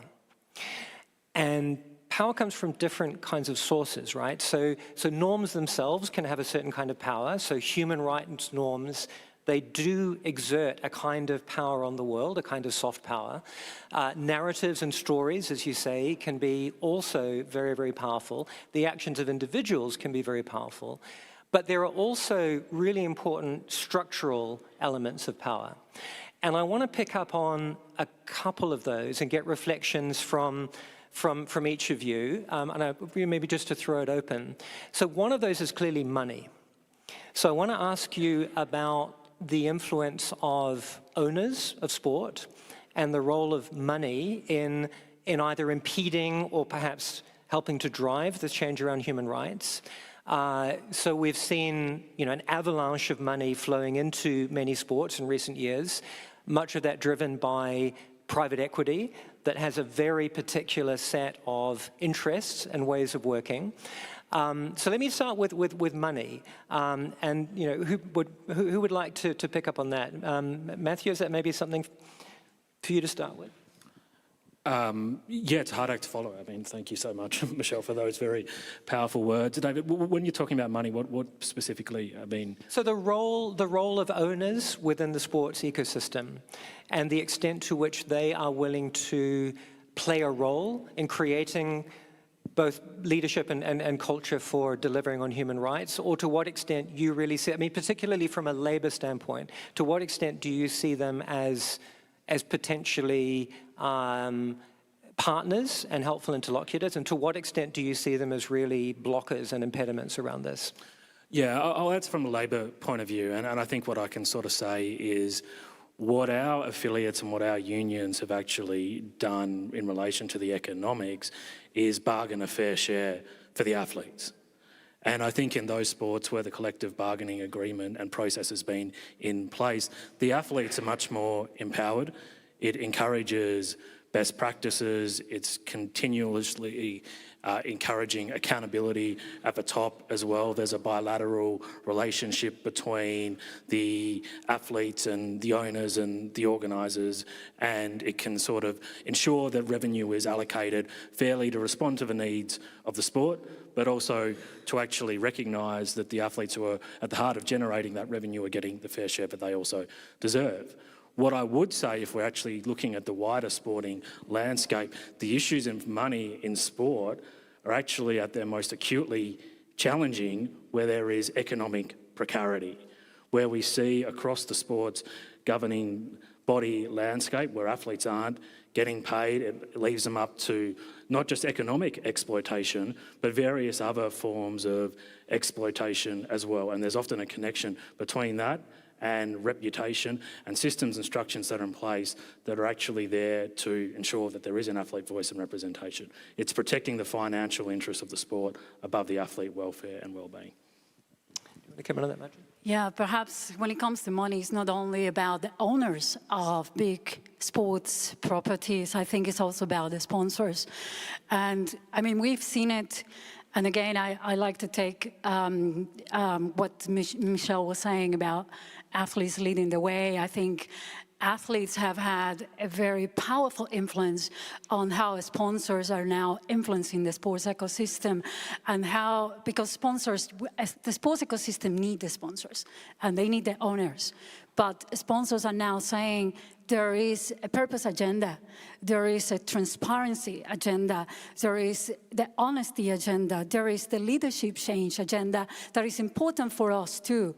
So with athletes bringing to the floor, lending their voice to really talk about fundamental problems that are happening in sports, these have led to also that kind of influence into sponsors and how they actually invest in sports, and the association they want to have with the sports brands, with the sport federations, with the sports properties. And I think that's something not to ignore, the power of sponsors and the power the investment have in actually embracing human rights, in actually bringing a more inclusive sports ecosystem, in actually bringing more justice. Now, how authentic is that interest? And how could we also not only let the sponsors influence, but having a dialogue that includes the athletes, that include the people that want to be involved in sports, that includes leadership. It is not just letting the sponsors say how we have to manage sports, but it's actually starting to take leadership into that. So I think money could have an impact. And again, I go back to that balance between people, planet, and profit that we need to bring into sports. This is fundamental. So when it comes to money, I like, again, to emphasize that athletes are also leading the way and saying how it should be managed, how it should be invested. And I think it's leadership also to start thinking, how could we change that culture from being just led by the money, but also bringing and associating ourselves with brand sponsors that are taking human rights authentically at the center of stage and that care about it. That's such an important point there you raise, Maggie, and brilliantly so. But there is a real challenge for athletes when they are using their platform, self-sacrificing, to talk about issues to do with human rights, and they may be in a situation where they're having to promote something, or actually I talk about it as the mic on and the mic off. So when I work with athletes, they will tell me something when the mic is on and tell me something different when the mic is off, right? So let's be very, very clear. They are in a very difficult position, and if they are having to use their voice to stand up for their rights, whether that's they're a DSD athlete and they are experiencing the misogyny and the racism, or they are an athlete that are a trans athlete and they're experiencing all of that kind of oppression, they are in a very difficult position. And often if they are using their voice, and especially some of the athletes that I've worked with in the UK space, in mentoring them, young athletes, female athletes, black athletes who want to use their voice, if they do that, they know that their position on that international GB squad is in doubt. They know that that funding from that potential funder may or may not happen. And one thing that we know about racism, for example, is that it is patient, that they will remember that this is a time when you used your voice, and actually maybe you're going to be one of those troublemakers. And recently I had the very, very lucky fortune and the honor to be asked by the centre to introduce their newest patron, Dr. Harry Edwards, to an amazing event at the Rumble in the Jungle in London. And one of the things that Dr. Harry Edwards said to all of those amazing athlete activists in the past, from Wilma Rudolph to John Carlos and Tommy Smith from that 68 Olympic Games, to Colin Kaepernick of today, he said that you have to get to be as best as you can, to be the best athlete that you can, so you can have the biggest platform, so that you can use that mass to engage with the masses, because we know that's what sport does, doesn't it? It kind of makes it accessible to everybody. It touches the lives of those people that are unaffected by systemic oppression. And so I think there is that, absolutely money is critical, but there is that real issue for athletes when they use their voice and what it means when they're sacrificing those kinds of opportunities. Thank you. So we're going to have one last panel from me, one last question from me for the panel. We're going to try and keep 5 or 10 minutes at the end to run through a couple of questions from all of you. So do please scan the Slido app and send questions through if there's something you'd like to put to the panel. But last question from me, and maybe we'll take it in reverse order, starting with Ruben, is, you know, we've talked about these gaps in leadership and culture, in diversity and inclusion, in fundamental rights, which are clearly really gaping. We've talked about some of the impediments. What have each of you learned about the way forward, about models for overcoming those impediments and really making progress? So maybe Ruben, starting from you. I don't want to be sound that I'm doing a shameless plug for my organization, but one of the things that we have learned over 12 or 15 years of advocacy is, again, partnering with those that are not the obvious choice. So if you look at the way how we promote commitments from governments and the private sector, be it financial or policy, we basically use the power of music, right? And then we understood that if you are a fan of Rihanna, then you probably would listen more to what Rihanna is telling you rather than your own politicians, right? So we just try to change the messenger again and modify the message depending on the constituency and the demographic that we want to reach. And one of the big mistakes that we all do, and when I say all, it's like anybody who's trying to push for an agenda, is falling into the mistake of using just one message as a one-size-fits-all for all constituencies. And I know this takes time. This takes a lot of investment to do that market analysis of what the population that is the target of your advocacy wants to listen to, who are the people that they listen to the most. And here we go back to the issue of athletes leading the way, right? A lot of athletes can be amazing messengers. And in themselves, I consider them to be human rights defenders. So that will be basically it. Like the model will be bursting out of the bubble again, partner with the people that are not your obvious number one choice, and modify the message to make sure that you get to as many people as you can. That's great. One of the questions we actually had from the audience was around models for partnerships, so thank you for addressing that.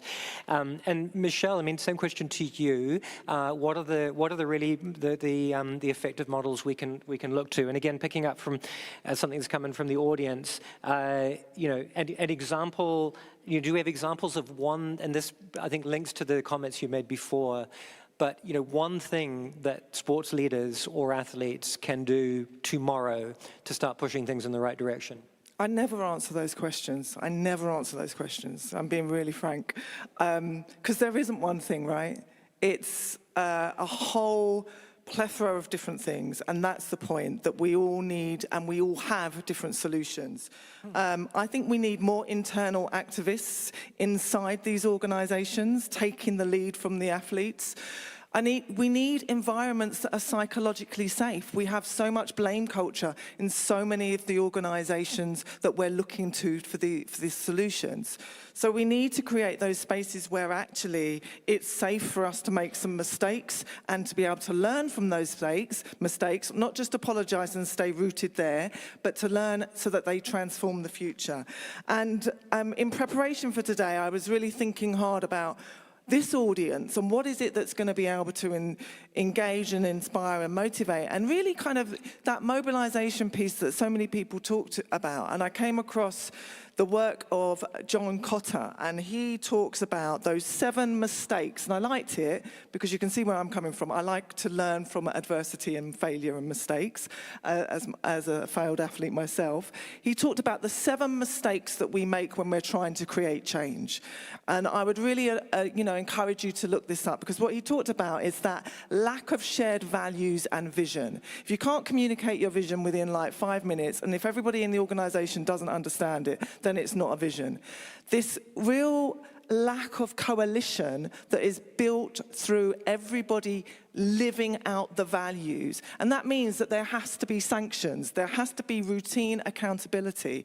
Recently, just last week, the England FA announced the failings of an initiative that they introduced 4 years ago, which was the Football Leadership Diversity Code, set up to increase the hiring practices of black and brown men and women throughout the game. I knew 4 years ago that it was never, ever going to work. It's voluntary, there are no sanctions, and there's no monitoring. 4 years later, nothing happening. The FA has now said, we're going to ask football clubs to publish their ethnicity and their gender data. Still no sanctions. It's never going to work. So we need to ensure that if we really are trying to change that dial and create that, sort out that disconnect between the words and the actions, that we do that. And we build coalition that is meaningful, and we do it in a way that is also very authentic. And that current that we need around honesty, and however hard and however uncomfortable it is. So for me, it's always it comes back to that one-to-one kind of individual transformation you're prepared to make, and you build alongside that then creates the collective change. Thanks, Michelle. And I'm really glad that you mentioned that point around accountability, because I think that's absolutely crucial, and I was conscious we hadn't discussed it up until now. And I wonder, Matthew, as you think about models for success, Michelle's talked about accountability on that kind of individual level. Do you see models for collective accountability, more formalized accountability that can be helpful, or other lessons just from your own experience from the labor movement?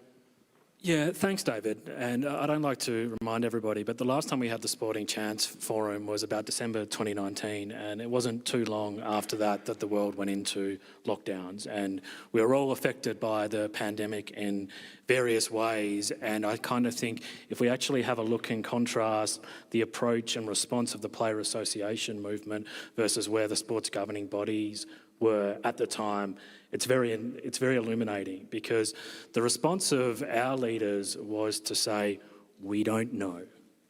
This was a new virus. Very little was actually understood about the implications of what it might mean for athlete health, public health. It was a very kind of complex situation. It's sometimes okay, especially in leadership positions, to actually admit we don't know. These are hard, complex discussions we have to often have in sport, but let's kind of look to solve these collectively and collaboratively and be guided by people with the expertise who can help us get from point A to point B. And I kind of think that's what we saw in response to the pandemic. We engaged with various public health experts. We engaged with lawyers. We engaged with people who could help mitigate the contractual situation of the players so they could still pay and support their families. We actually went through a process of ongoing learning and I think growth, which I think is really important to this kind of discussion. And I kind of think to take that back, we have to contrast that with often, to your point, accountability or the lack of accountability, which is often there when you have cultures and governance structures which just enable unilateral decision making and so on. So I think, I think it's a timely point to actually remember these lessons from the pandemic in terms of how we can actually resolve complex problems and look to see them scaled. And I just kind of think more generally, collective bargaining, as I sort of mentioned before in sport, has resolved many of the complex issues that we like to talk about here, whether that be grievance mechanisms, whether that be gender equality, paternity and maternity policies and so on. It's actually been the constant driving force in a lot of sports. And I kind of think if the wider ecosystem can embrace some of those lessons, collective bargaining based on partnership, there's a lot to learn there as well. Yeah, and that is in itself a form of accountability as well. Thank you. And then finally, coming to Margie, I mean, you come from the sports world, but you now work in a large recruitment services organization. And, these changes that we've been talking about from, very hierarchical, backwards-looking, undiverse, exploitative, into more human rights, recognizing purposeful. This is a transition that, every sector is going through to some extent or another. And, sports is perhaps maybe coming through this maybe a little bit later than some of the others, but before some. What do you see and what experience do you think we can find from other sectors, particularly private sectors, that could be applicable and really powerful and impactful within the sporting world?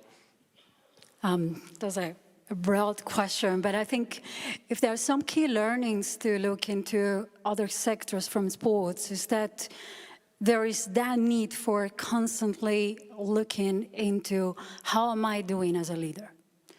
And what kind of education, what kind of development initiatives you have in place.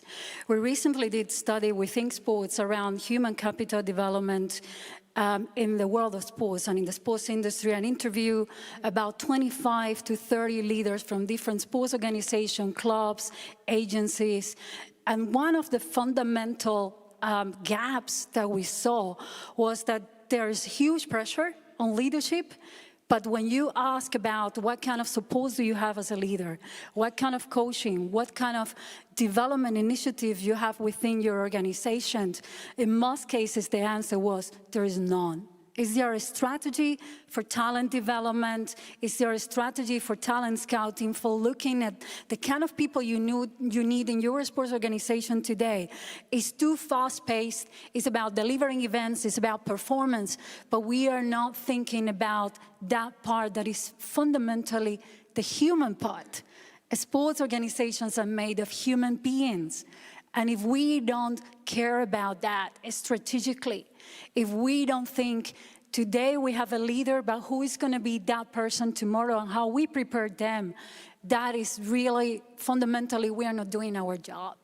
So when it comes to learning from other sectors, especially the private sector perhaps, or the corporate sector, think about your leadership development, think about your people, think about that talent strategy. We think so much about talent scouting in sports, and Guido's telling me it's 1 minute, but think about the people inside your organization, those that are shaping the future of the sports organization.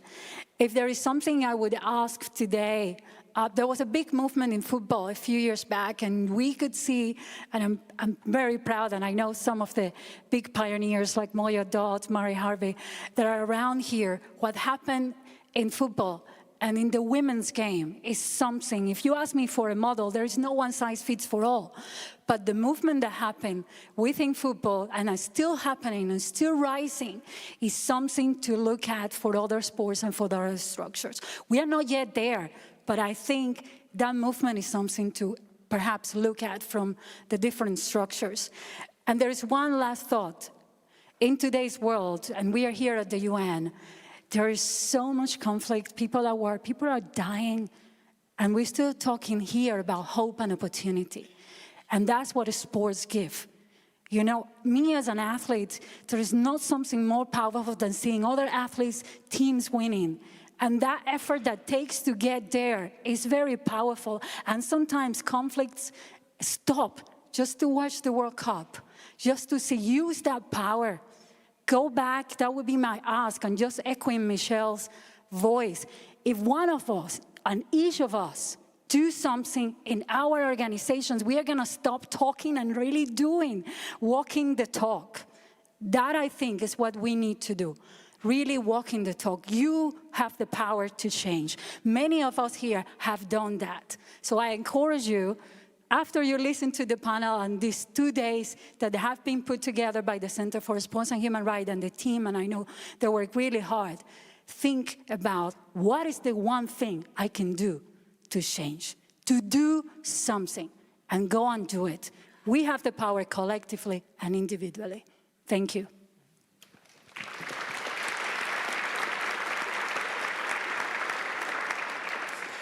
Well, thank you so much. I think this has been an absolutely tremendous first panel session.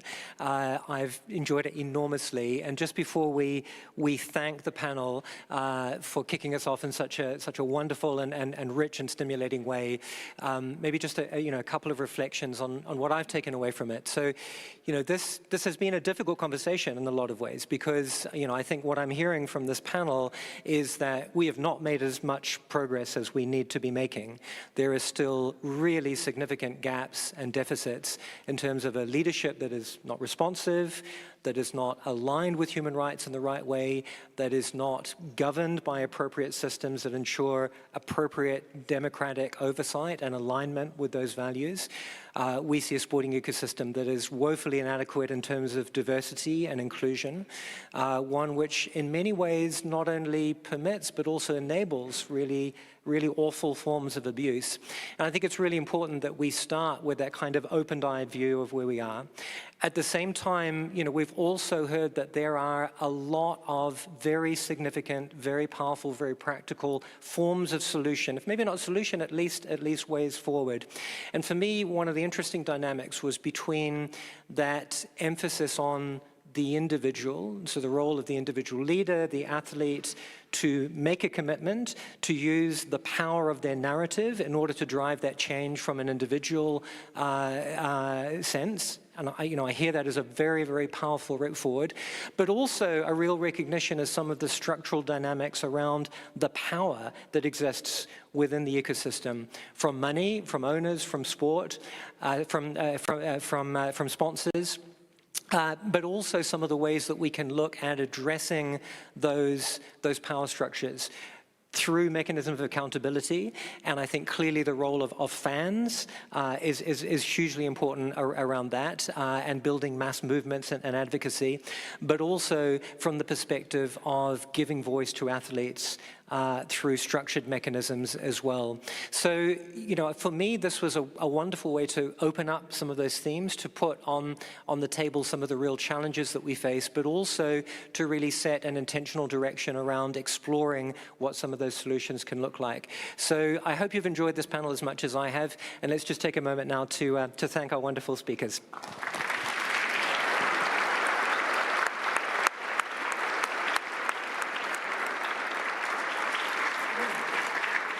Thank you so much to David and the panellists.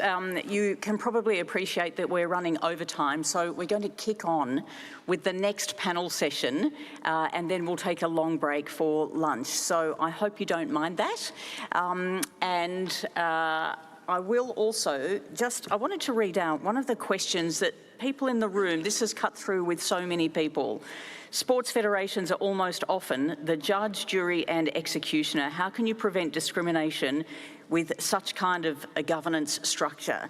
And this is something that we do hear all the time in sport, and hopefully that question and many others that have been asked already will be answered with the ensuing panel sessions.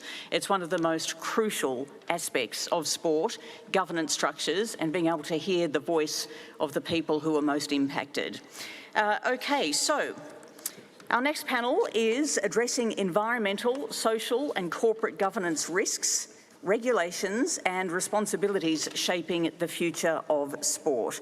Our next moderator is Anita Ramasastry, Professor of Law from the University of Washington, a former member of the UN Working Group on Business and Human Rights. Anita.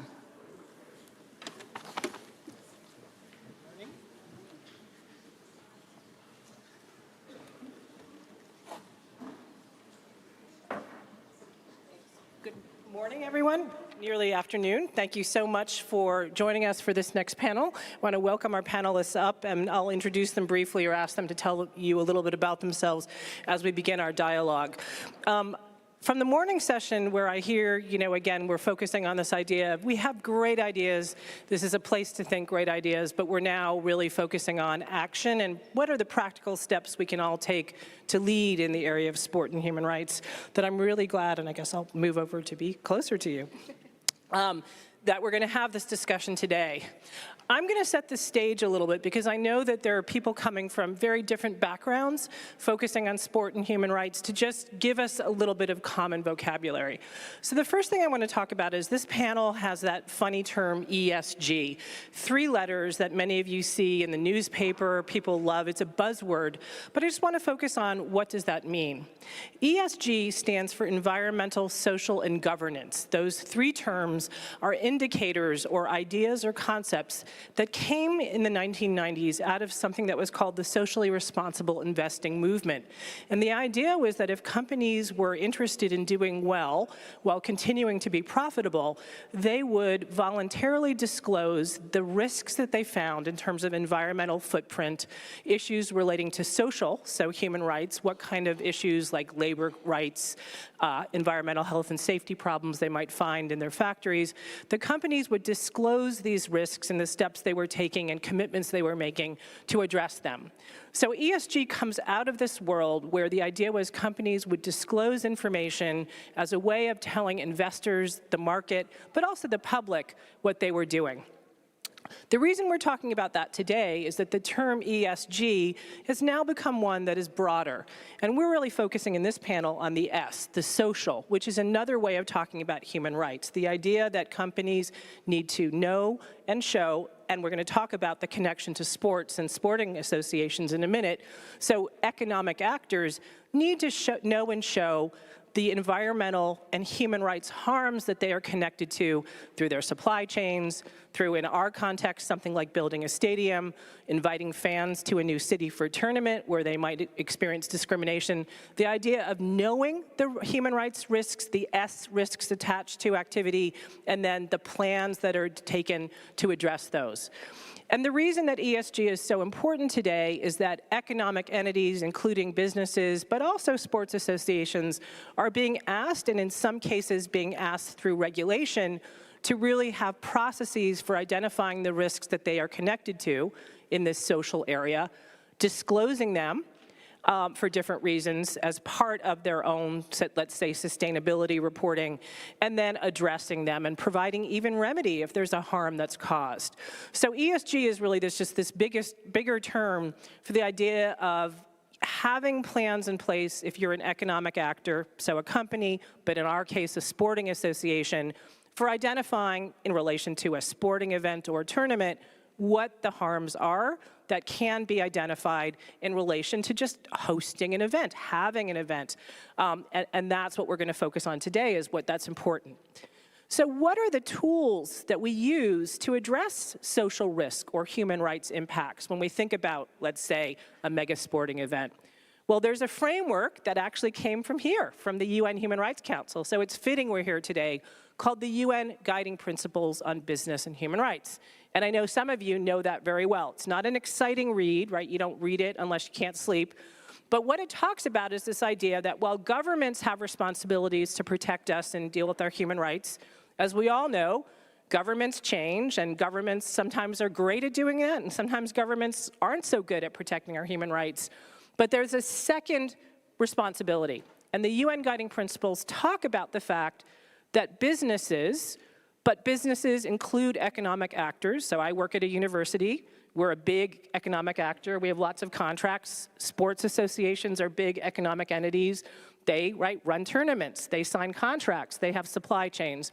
That there's an independent responsibility for economic entities to actually understand the human rights impacts they're connected to, those negative ones, those harms that relate to supply chains, that relate to construction, that relate to the people that come and benefit from a tournament, and that you have to actually not only identify those harms, but do something about them. That's what we're going to talk about. Mitigate them, and if you can't prevent or mitigate those harms, then to actually provide some kind of remedy, right?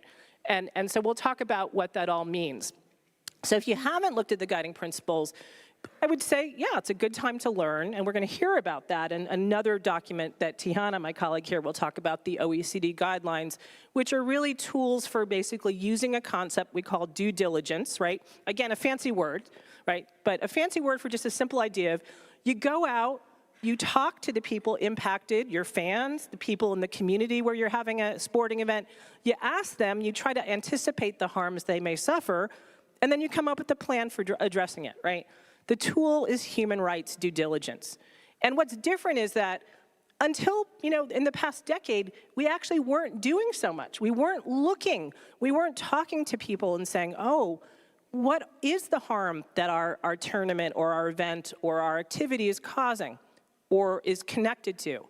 And supply chains is that perfect example, right? A worker may be far away, but that worker is connected to everything that you might be doing, whether it's the food you're eating, the clothes you're wearing, the soccer ball you're kicking, and now we're saying, well, there is a connection. And there's a connection that we should do something about.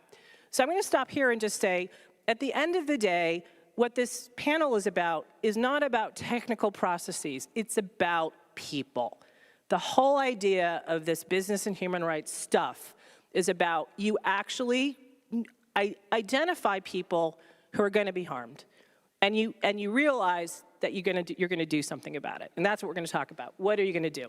So with that, I'm going to really turn it over, and we're going to explore this sort of ESG world and make this buzzword, I think, real. And so in terms of actually sort of setting the context for this, we're going to be really focusing on kind of different actors. So with this, I'm going to ask, in terms of my panel, each of them to really set the stage in terms of what it is we're going to do. So I'm going to introduce our speakers. So on the end, we have Ray Lindsay. And Ray Lindsay is a lawyer in private practice, but she has worked with companies who deal with this issue of business and human rights. And companies are really focusing on this idea of understanding the risks that their business activities are actually addressing, and then focusing on what to do with that. Our next speaker, Magali, is from the International Olympic Committee. And again, the IOC, as an association dealing with mega sporting events, has a human rights program and code of conduct, and is actually thinking about how they're going to address the risks from Olympic right activity in that. And then another close friend and colleague, Tihana, who is from the Organization for Economic Cooperation and Development in Paris, the OECD, is going to focus on, again, what it means to think about this concept of due diligence and also remedy in the context of the OECD guidelines, which is a document related to the guiding principles. So with that, as I'm going to open it up, in terms of the first questions, Ray, I'm going to ask you to open, which is, as we think about this in terms of sports and the sporting landscapes, what are the roles of corporations as we think about sporting events and investors and others in terms of addressing human rights risks, and why is this important?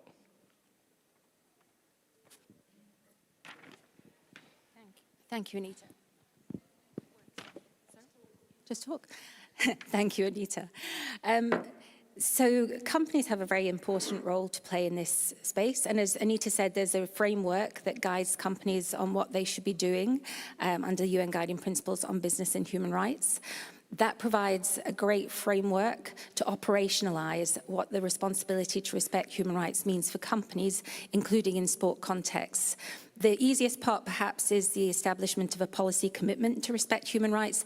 But as Anita has said, one of the key components is human rights due diligence.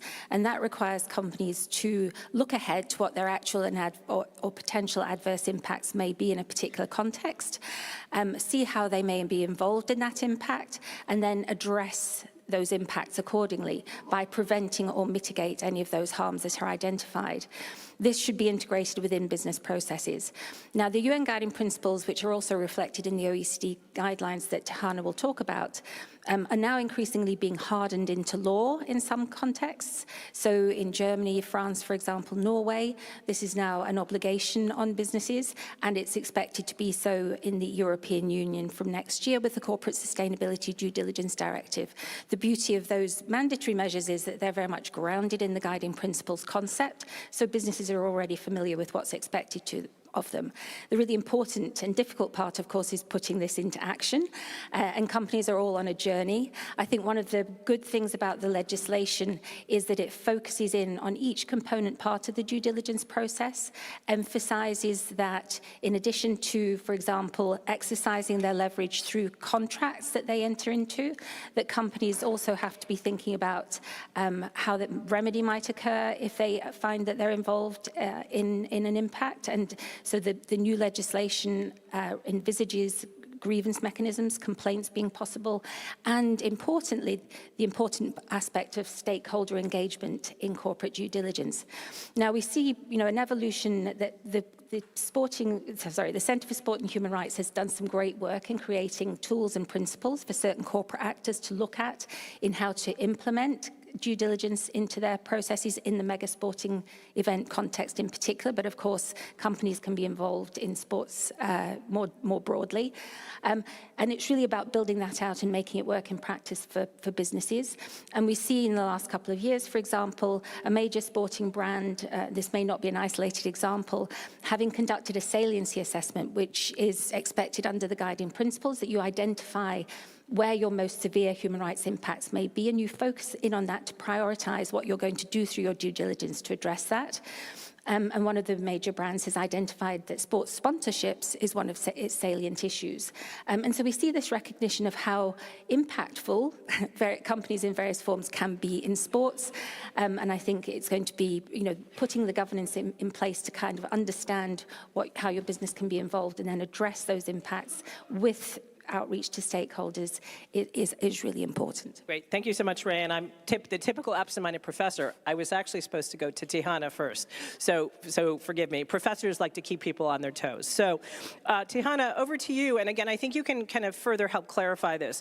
So what we've heard from Ray is that corporations have been using this tool of due diligence and the Guiding Principles to address their human rights risks and impacts on people, and that they're doing that not just generally in the context of business, but also in the context of sport, right? So Ray has said that one large company identified sports sponsorship as an area where there's a lot of risks. And so companies are looking at their own footprint, but they're also doing something else, which I think is relevant to those of you that represent or work with sporting associations, which is that they also use their leverage to set expectations for sports associations as well.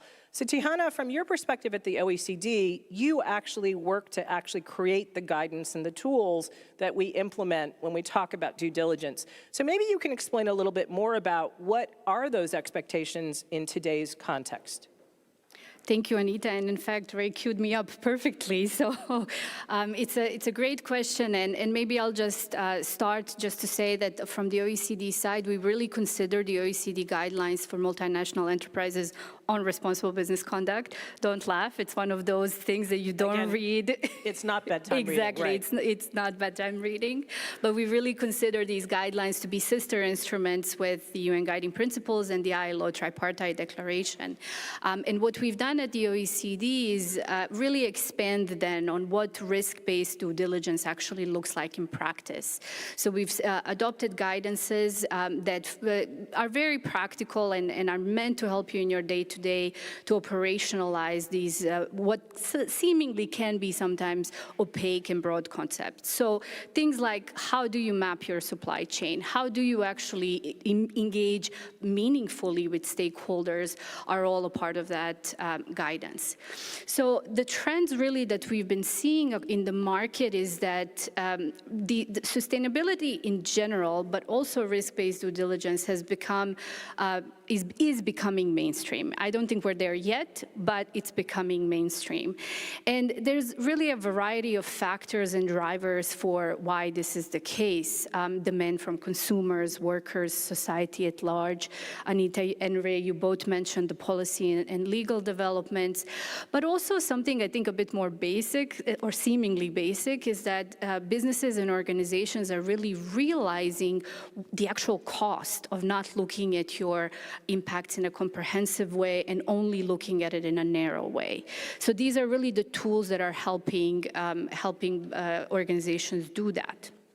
Now, the mainstreaming is taking place through different entry points, I would say, and we mentioned regulation, so I'll start maybe with this one. We've really seen a steady rise in responsible business conduct related legislation, especially in the past 5 years.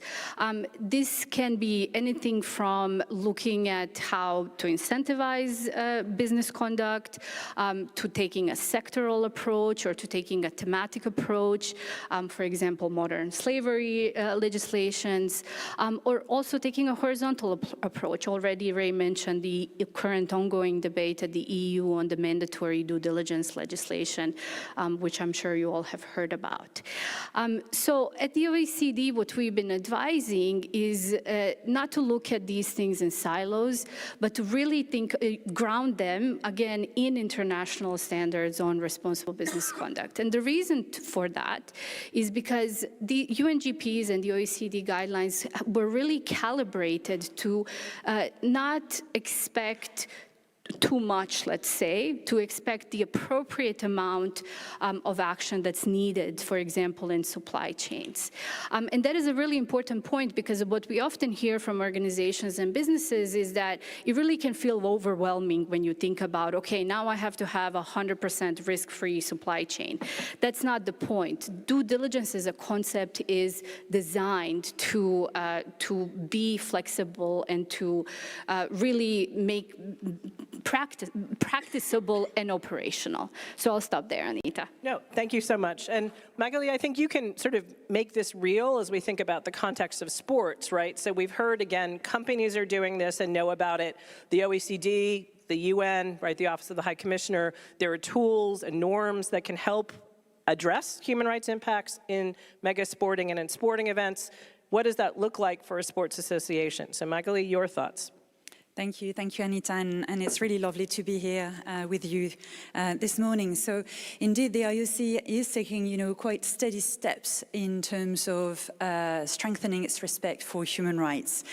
At the same time, the commitment to fulfill and promote human rights is not new at the IOC. We can really found some of that already in its foundational text in the Olympic Charter. The practice of sport, of course, helps fulfilling some of those fundamental human rights, such as the right to physical and mental health, the right to rest, to recreational activities, to leisure. But at the same time, we can't have that if at the same time we have not a safe environment, we don't have a non-discriminatory environment, we don't have a healthy environment. So this is why the IOC for many, many years had taken some steps already on embedding those human rights in its activities. That's, the work the IOC has been doing around the promotion of gender equality for decades, the work around the protection of athletes against violence, the broader work around sustainability, and so on and so forth. But really the focus on human rights really was more clear, I would say, from 2014 onwards, with the first strategic roadmap of the IOC, Olympic Agenda 2020, and was renewed with the second one. So in practice, what does that mean? What have we done? What have we done differently since then? So in 2019, we've commissioned an independent report, expert report, with the former High Commissioner of the UN, Human Rights, Prince Zeid Ra'ad Al Hussein, and Rachel Davis, the founder and vice president of SHIFT, the leading center of expertise on the UNGPs. And through those expert recommendations, it helped us in two ways. First, we learned through that report what are our salient risks, what are the adverse impacts in our activities. And we learned that the protection of athletes against violence in sport was the #1 priority for us. This is the most salient issue at the moment in the world of sport, and we must continue focusing on that and strengthen the support system for athletes. We also learned that athletes' rights and athletes from all backgrounds, from all diversity, from minority groups, from vulnerable groups, their rights needed to be strengthened. And thirdly, we also needed to continue to strengthen respect for human rights in the context of mega sporting events and the Olympic Games.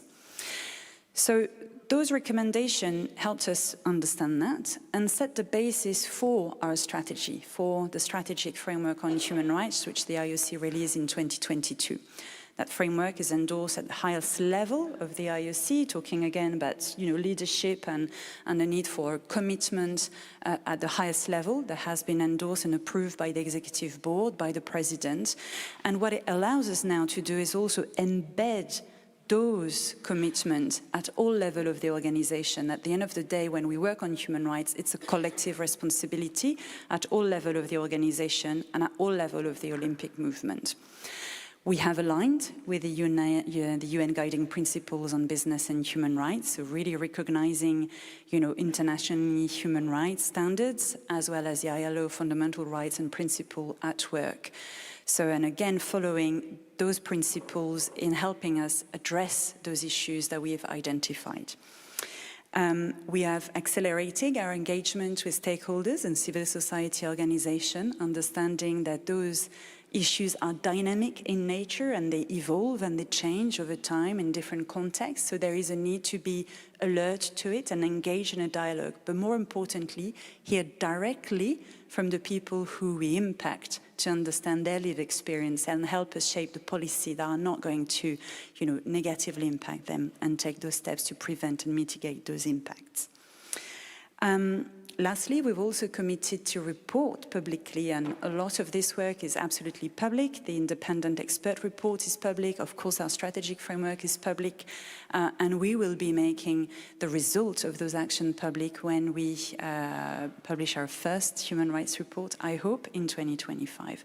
So in practice, what does that actually mean? This is all nice, in terms of, you sign up, you put those policies out there. What does that actually mean? Well, let me share quickly 4 examples. In the broad governance sense, We've amended the Olympic Charter to reflect and better articulate those human rights commitments. You will now see, it's been newly updated and released, we have inserted human rights consideration in the fundamental principle of Olympism. We've also amended our basic universal principle of good governance, and again, sending a message to the Olympic movement stakeholders to take the UNGPs as the blueprint for themselves to address those issues. We've set up an advisory committee made of experts on the guiding principles and human rights in the world of sport to help us and guide us through the implementation of that strategic framework. Again, understanding that safe sport and the protection of athletes against violence is the most important issues, we are accelerating the efforts of the IOC in that field. And you'll hear more from my colleagues Kirsty Borrow tomorrow on that. But in a nutshell, understanding that harm is happening at the very local level, right? Athletes suffer from violence in their clubs, at national level. What can we do as the IOC to support access, to support measures for athletes when, they are incurring harm? So we are setting up 2 pilot regional hubs in Oceania and South Africa, in the southern part of Africa, and looking at as well doing the same in Europe, again, to accelerate the effort where the harm is happening. On athletes' rights, we are engaging in different ways, and we heard in the previous panel, the importance of the voice of athletes, hearing directly from them. We are strengthening that. But I want to share one key program of the IOC on how we're doing that in practice. In November 2021, the IOC released its framework on fairness, inclusion, and non-discrimination on the basis of gender identity and sex characteristic. That's another long title, but I encourage all of you to read the framework. It deals with the participation of trans athletes and athletes with sex variation in elite sport. And again, we are actively working with international federations who are interested in following a framework-led process to help them set up policies that are fair, inclusive and non-discriminatory. And you've heard from Volker Türk this morning in the plenary session that his office is also taking a strong look at that intersectionality of, women's rights in sport. And I'm very pleased to see that the special procedures of the UN have commended the framework of the IOC on that topic. So that's another example. And just to finalize on the Games, we are actively strengthening both human rights consideration in the selection of the future host, but also in the delivery and the organization of the various editions of the Games. So we are providing, again, the tools, the support, and help them implement meaningful due diligence in their context. So a bit of a snapshot of different activities that the IOC is undertaking, and I hope that illustrated a bit the work. That's great, Magdalena. I think it does, right? To sort of talk about what it means to sort of tackle human rights and have a plan, have a commitment, and then to really operationalize it.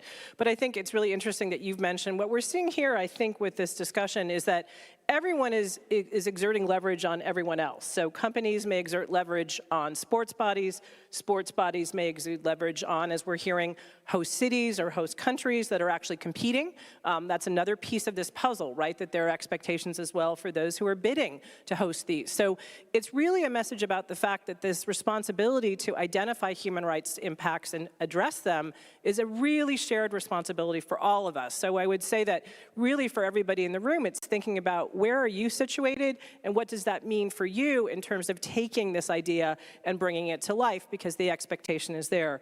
And we heard from Tihana and Ray about that, which is that the expectation, it's coming from regulators, it's coming from stakeholders who are fans, from consumers, it's coming from the athletes, right? It's coming from everyone that they really say lead, right? Sports bodies in particular, and address human rights as part of your operations. So with that, and again, with Slido, for those of you watching or those of you in the room, feel free to pop a question in or an observation, and we'll try to get to those. But back to our panelists. And so as we think about influence, again, I want to turn to Ray and Tihana just for a brief intervention in saying that there's another group that's starting to really, I think, put influence this debate, which are investors, right? So Tihana, maybe to you, and then to Ray on that point. Indeed, and I think we're seeing a trend of institutional investors, private equity in sports, and this is a really important entry point and angle to discuss. First of all, I just want to say that one of the benefits of the UNGPs and the OECD framework is that it's cross-sectoral. So it's a strong mechanism for aligning expectations across the financial sector and the real economy. At the OECD, we've put out guidances for institutional investors, project and asset-based finance, as well as corporate lending and securities underwriting, which again explain and they're based on what's happening in practice, but really expand a little bit more on where and how the financial sector can think about their own most significant impacts, including in the areas where they invest.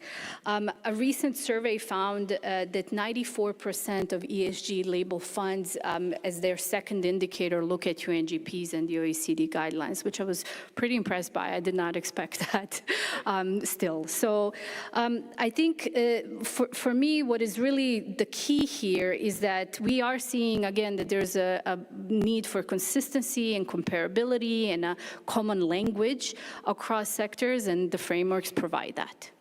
And Tihan, I'm going to stick with you just for a minute, because as I'm looking at the questions coming in, there's one saying, would it have a good idea, and I would say for the OECD or possibly for the Office of the High Commissioner, to have more specific guidance for actors in the sporting ecosystem? So the OECD does not have appetite to be looking at additional guidances. There is already guidance available, but I'm going to turn to my OHCHR colleagues if they want to answer that on behalf of the UN. I think that we shouldn't get bogged down into asking for new guidance or new frameworks. Look at what is already available there and then communicate. You know, the Center for Sports and Human Rights does a great job of articulating what these frameworks actually mean for sports organizations. Yeah. So it's a non-answer, but... No, it is, and again, there are other bodies. The Center for Sport and Human Rights does have guidance and tools, so I think it's about thinking who is best equipped to help guide a sector. So Ray, back to you and that question about investors, but there's another question that came in for you, which is about when you think about companies, or I don't know if you want to reflect on sports bodies as well, what are the biggest challenges around implementing this concept of human rights due diligence? What do you see? I think it's a really ongoing challenge, and so I think it's really important to have the leadership at the top, which we've talked about, but also to capacity build and make sure that the understanding of what human rights due diligence involves and then how to actually address impacts is filtered throughout the organization, in particular with those at the coalface who are going to have to actually address the impacts. Because what makes this work, when it works well, is being able to grapple with really difficult and challenging situations and have that appreciation of how best to address those in a way that is really focused on the impacts on people. I think there's a lot of ongoing learning that can be done, because obviously this is a fast developing field with different expectations from different stakeholders.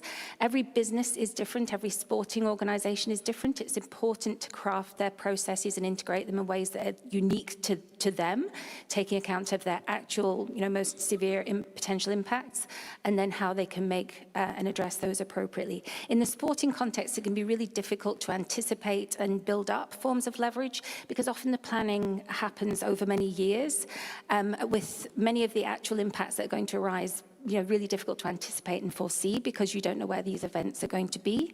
So taking learnings from previous experiences and then building that in an ongoing basis into due diligence is really important, and taking those learnings and building up those kinds of guidances so we learn from the experiences of the past. I think that organizations who are doing this well really understand and have a systematic approach to it, so they know the contours of their responsibilities, and then they feel better equipped to justify their position, because there'll always be people who disagree or who challenge, and that's very healthy. But as long as an organization is really robustly implementing the due diligence framework of the guiding principles, they can be confident that they've navigated some important dilemmas, really challenging situations, and have their story. That it can certainly be adapted, and it must take account of learnings and engagement and feedback going forward. But that sort of live, vibrant approach to actually making a difference is what is key, I think. Great. And just one more question for you, Ray. So there's the general idea we've talked about, which is human rights due diligence, and this whole commitment really comes first from expectations that are not necessarily legal, But as we're hearing now, in certain jurisdictions in Europe in particular, there are now requirements that different kinds of bodies actually have to do this and have to identify their impacts. So the question I'm getting for you, Ray, is does the EU directive, will it cover some sports bodies? Have you looked at that? Must confess I haven't. It would depend on whether they're on the in-scope criteria that are going to cover businesses of certain sizes, etc. I haven't thought about it specifically in the context of sporting organisations, but obviously it will cover many, many companies, and not just those who are headquartered in Europe, but those who do significant business in Europe and are headquartered elsewhere. It will very much impact, and obviously it covers a lot of investors, and we've talked about the important influence of where the money's coming from and the influence that that can exert. There's also going to be the knock-on effect, obviously, of the requirements of those who are bound to comply with the directive, cascading expectations through their value chains, and that therefore is going to, in effect, have other organisations thinking about how they can satisfy those with whom they're doing business, who have to both have the processes in place to address these impacts and then report on it. And I think that transparency part is really important for everybody, and it's helping, say, investors and external stakeholders, because there are common themes to what you can expect to see in terms of transparency of information, and it's going to be more comparable. All of these rules obviously create a certain amount of commonality and a risk in the due diligence context of it possibly becoming a compliance and tick-boxing exercise. So it's really important, obviously, to continue to think how all of that mandatory framework is going to create the right kind of behaviours going forward and fulfil all of those expectations. I do think it's going to have implications beyond its direct compliance scope. And I think importantly, as we mentioned earlier, the due diligence legislation is contemplated is firmly rooted in these principles which have universal application.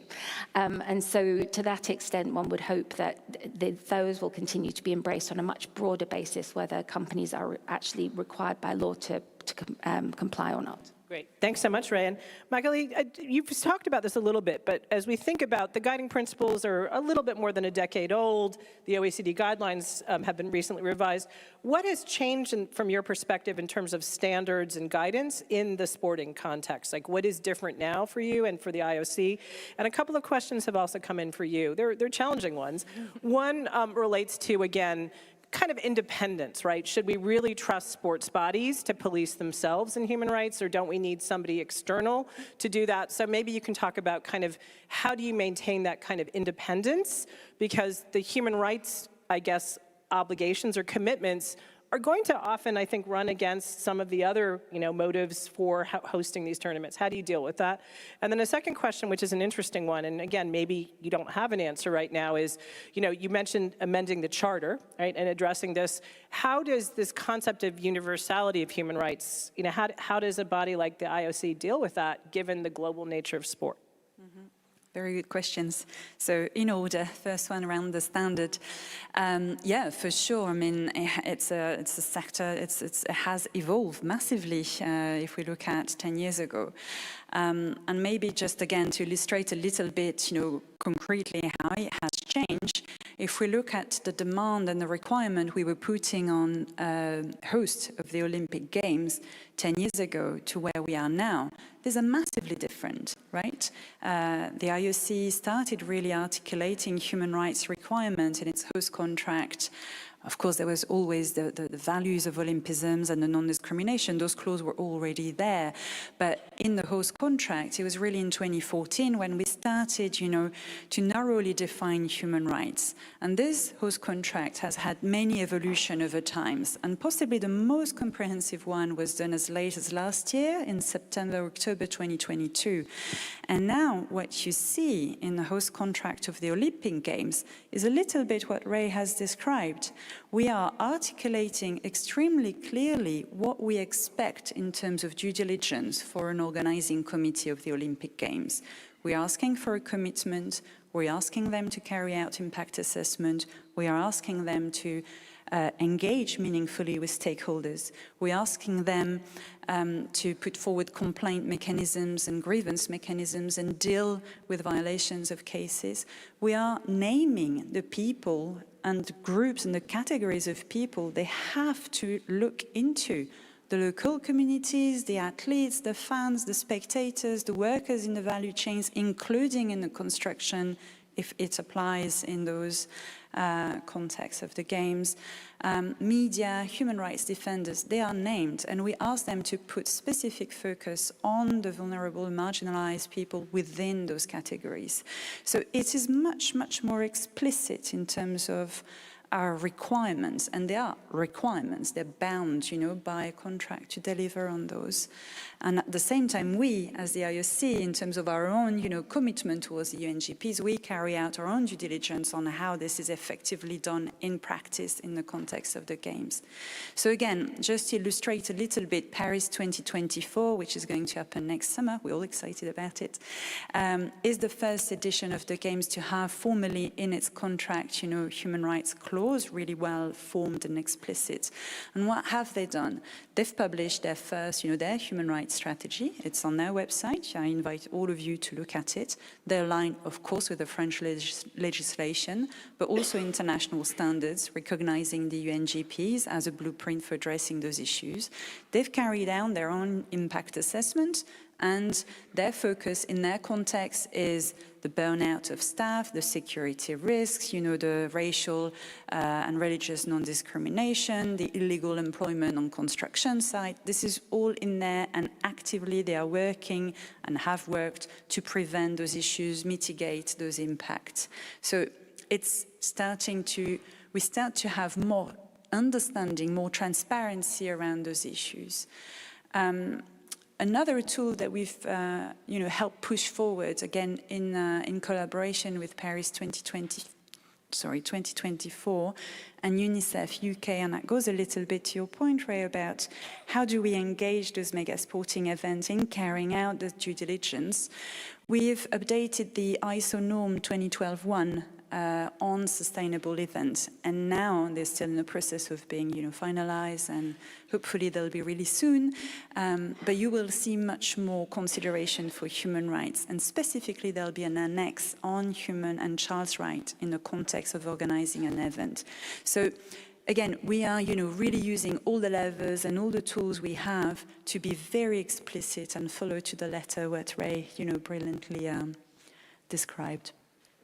And in terms of the universality question or the independence, I guess just how do you sort of address those kinds of challenges? The independence. Well, I guess, it takes two to tango, right? So as Ray also clearly mentioned over to Hannah, we engage, with a broad range of stakeholders who are asking us questions. We have those conversations about how do we go about that. And I'd like to quote the IOC president, Thomas Bach, when he came into, his position. His motto was changed or be changed. So this is really under his leadership that we really are aligning with societal expectation and, undertaking those steps. And I would say at pace, if we look at all the work we have done in the last 5 years, we've been busy. And we are going to be busy, of course. There's way more to do. It's not that we are resting on our laurels. It's only the beginning, but we are working really at pace on that. And we are engaging with all sorts of very public stakeholders who are asking us, okay, where are we on that? What can we do? What's the next, topic and challenge? And the last question, sorry, universality. Universality, yeah, it's the basis of the movement. And that's what makes the Games so special, right? Everyone has a place at the Games, everyone. The 206 National Olympic Committees come to the Olympic Games every 4 years in, friendly competition, and that's what makes it so special. So yes, there are definitely challenges in some of those territories. Some challenges are more complicated than others. And that's why we are always using all the levers we can to push for, addressing those impacts to the extent we can. But the universality is the basis of the movement. Great. I'm going to come back to each of the panelists for their last sort of questions and observations before the interpreters leave. But Magali, I'm going to ask you, because again, since you're representing one organization, you're getting the hard questions, right? So just to let you know, there's a question here about, for example, how does the IOC work with sports bodies that ban transgender women from participation in sports? So how do you address kind of those negative impacts and so forth? And then another question about kind of, human rights records of potential host countries. Kind of how does the IOC think about that in the context of its human rights processes? So Ray and Tihana, back to you. We've talked a lot about sports bodies. We've mentioned sports sponsorship, broadcasting and media, event organizations. There are all these other parties that are part of the ecosystem. So what does responsible business conduct look like for these other entities? So Ray, we'll start with you and back to Tihana. Sorry, you lost me. What do you mean other entities? Sorry. Oh, so it's just responsible sports sponsorship, right? So what does that look like for corporate sponsors, for broadcasting entities, event organizations, these other parties? Okay. Well, I guess it means embracing the principles that we're talking about. And it's not just, human rights obviously really important and key to the center in this event, but across the other impacts that these events can have and putting it into governance. And as I said, with each organization, bearing in mind their operations and their business model and their impacts are going to differ, but it's very important that obviously that can then be transparent and scrutinized. I think it's important that, for example, on the investor front, which we were talking about earlier, there's a lot of pressure from investors. Equally, the scrutiny should be from other stakeholders. When it comes to investors into sport, where is the money coming from? What does that mean for athletes and fans, etc.? So it's going back to that ecosystem. That this is a very, it is really about how everything is operating together, the different moving parts, each having a role and having influence. And so I think the movement is obviously very much towards progress, and the centre obviously key in supporting that. I think hopefully one of the things that will come out of the next couple of days is focusing in on how we can catalyse some of the ideas that are coming out of this to ensure that each player in the ecosystem is engaging in responsible business conduct. And I'm going to put you on the spot, and then Tihana, you have a minute to think about this. Now, my students at university and even my kids always wonder why there's no global human rights police or global climate police. They don't exist, right? So given that, what we have is leverage, right? We keep talking about leverage, and one of the questions we have from somebody is about is leverage really working? We keep talking about people using their leverage, right? There's pressure points to get people to change their behaviors. What do you think, Ray? Do you see leverage working?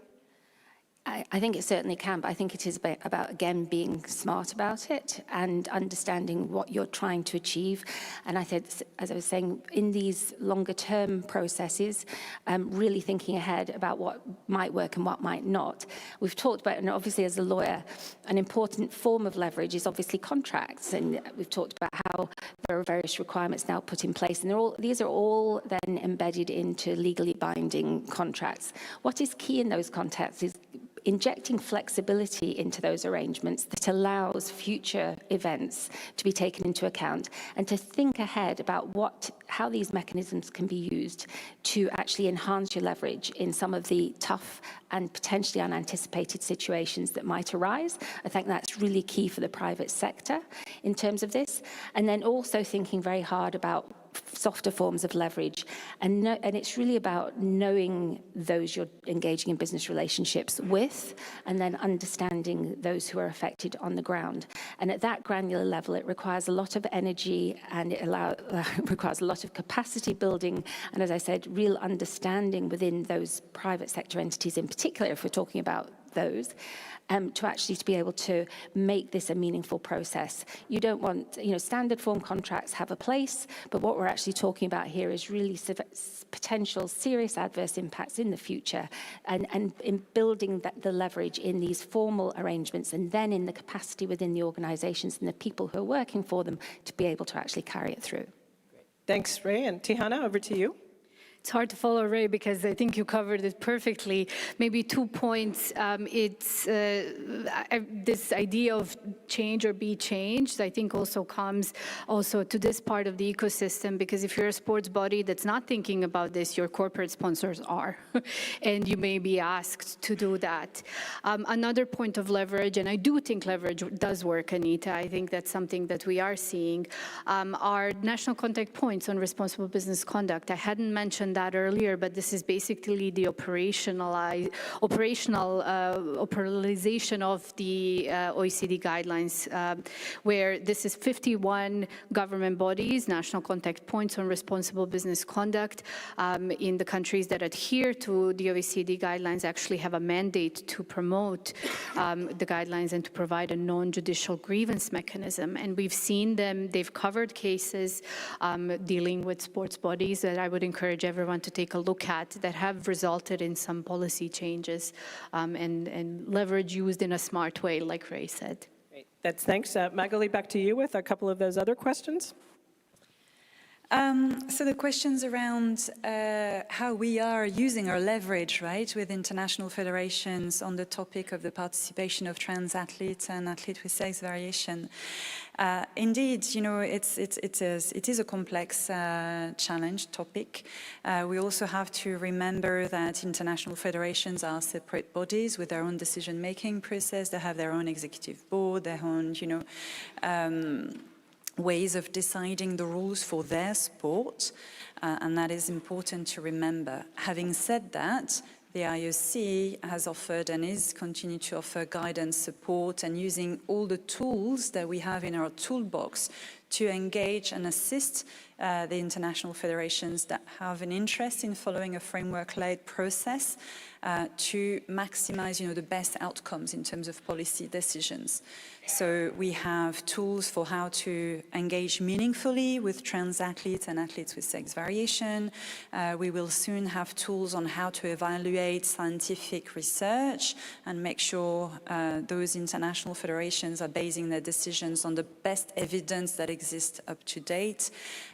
We are, you know, next year looking at how we can engage leaderships of international federations, as well as the broader community of athletes who very often cisgender women feel distress. So again, how we can use all the levers we have in that toolbox to educate and to maximize, you know, fair and inclusive outcome on that specific topic.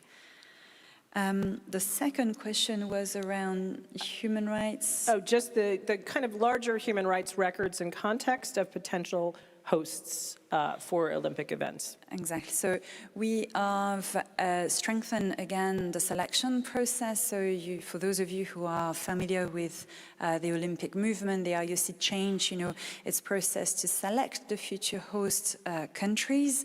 As part of that process, which is divided in 4 phases, we now have opportunity very early on to understand much better the human rights situation in that country and what that would mean if they were to host the games. So we have strengthened again the questionnaire. We ask future hosts to respond a little bit in line with what we have done with the contract for when they sign to organize the games. So there's a questionnaire that comes much early on that asks a little bit the same questions. What do you anticipate in terms of those human rights impact were you to organize the games? What would be your plan? Who would be those people that you think would be impacted? What would you do about it? And we engage, you know, through workshops with those future hosts quite early on. We have also strengthened the independent assessment that we commission to better understand at a more granular level those issues. And again, we engage really early on. We engage, yes, with everyone. We are a universal movement, so there's no blacklist of NOCs. Everyone can aspire to host the games, and we would engage in that conversation with them now much early on with more details and more depth. Thank you. And as we wrap up now, I'll come to each of the panelists just to conclude. And I think a good question for each of you that someone asked, a very simple one, which is, like, who is, from your perspective, qualified to actually conduct this human rights due diligence that we keep speaking about? Like, who are the parties that do this, and who's qualified to actually do that? So that's one question, and then any of your concluding observations about this larger topic. So Tihana, we'll begin with you. There's no gatekeeping here on who's qualified to do due diligence, but I think it's important, again, that it's grounded in UNGPs and the OECD guidelines and the expectations set therein, because we also don't want to have human rights washing or greenwashing, and that is happening to some degree in the market. I think my concluding remark will be to start now and to actually, for everyone who is not looking at doing due diligence in this room, to go for it, because prevention is the best remedy, as someone said last week at the UN Forum on Business and Human Rights. And I think that if you're not looking at risk-based due diligence on environmental and social issues in 2023, you are not even aware of your vulnerabilities and risks and impacts. So I leave it at that, Anita. Ray? Thanks, Anita. I think it'll be obvious that it's not so much the who as the how. And so you very much have to be just looking at how the process is going to be approached and finding the right teams internally. I think a lot of this really necessarily has to be done within organizations, but with expert external help where needed and other forms of stakeholder engagement. So finding that right mix is a bit of an art, but there's no definition. And as I say, it's really making sure that whoever is undertaking the diligence and assisting you with it embraces the spirit of the guiding principles approach and can help you through that process. And Magali? It's hard to come last. I would echo my two fellow panelists. It's definitely a collective responsibility. You know, the sport ecosystem is big, so everyone here has a role to play in carrying out its own human rights due diligence, its own activities and its own perimeter. Of course, in alignment with the GPs and with expertise, that definitely would be the best way forward. And I think, it's a bit of a puzzle, right? When you have all the pieces coming together, that's when we can really truly address all the impact and have, a true positive impact on the life of people in sport. Thank you all so much. I'm just going to conclude and try to wrap this up. Again, we focused on human rights, which is the S. So we took ESG in this panel and then just looked at part of it. But why was the panel called focusing on ESG? It's because many of the people that you're going to be interacting with will use that term. And what our job is to say that we want to make sure that that S is strong, that the human rights component of commitments to sustainability and to the environment and all this other stuff that's equally important is that we don't forget the human rights component and that we know that there are tools and frameworks. So again, you don't need to come away being an expert in any of this, but just know that this is the key message of this. And what you've seen from this panel is that we've actually, when stuff gets technical, it's because that means that people are actually doing things, right? So the technical language is not bad, it's actually good. But I think for sports, what I have to say, which I think is actually great, we talked about the fact that maybe it's hard because, with bidding and tournaments that are, scheduled years in the future, how do you get it right? I actually think it's a great opportunity, right? That normally companies have to react daily to crises.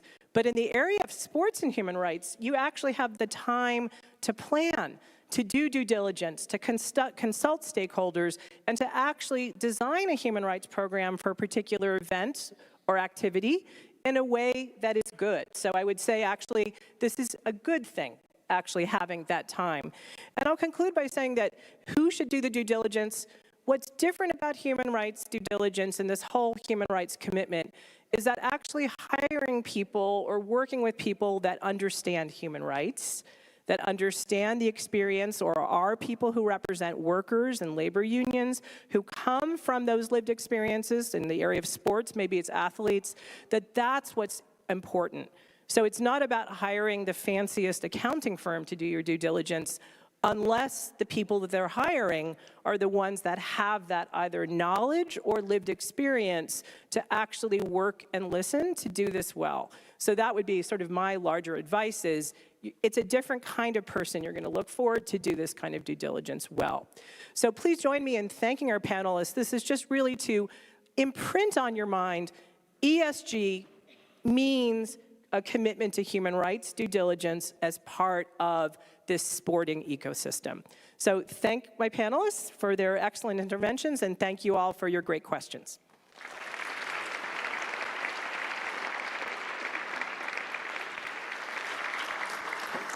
And thank you, Anita, for chairing that session. You know, I often think how difficult it must be to be the IOC, coming up with all these fantastic policies and advisory documents and best practice, and having a situation sometimes where international governing bodies can choose to ignore it completely, pick and choose the bits they'd like to adopt, or even in a situation like awarding an Olympic Games to a place like Brisbane 2032 in Queensland and in Australia, the country I'm from.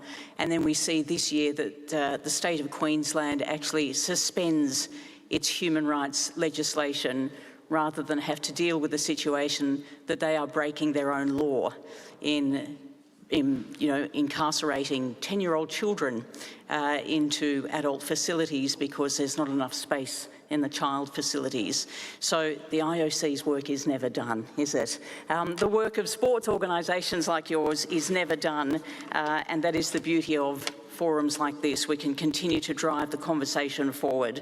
So before we break for lunch, I'm very pleased to announce that the Centre for Sport and Human Rights and Think Sport are joining forces to do a mapping exercise that aims to identify best practices in meaningful stakeholder engagement by sports organisations, corporations, governments and civil society. So if you have examples that you would like to share and are interested, please scan the QR code that is up there now.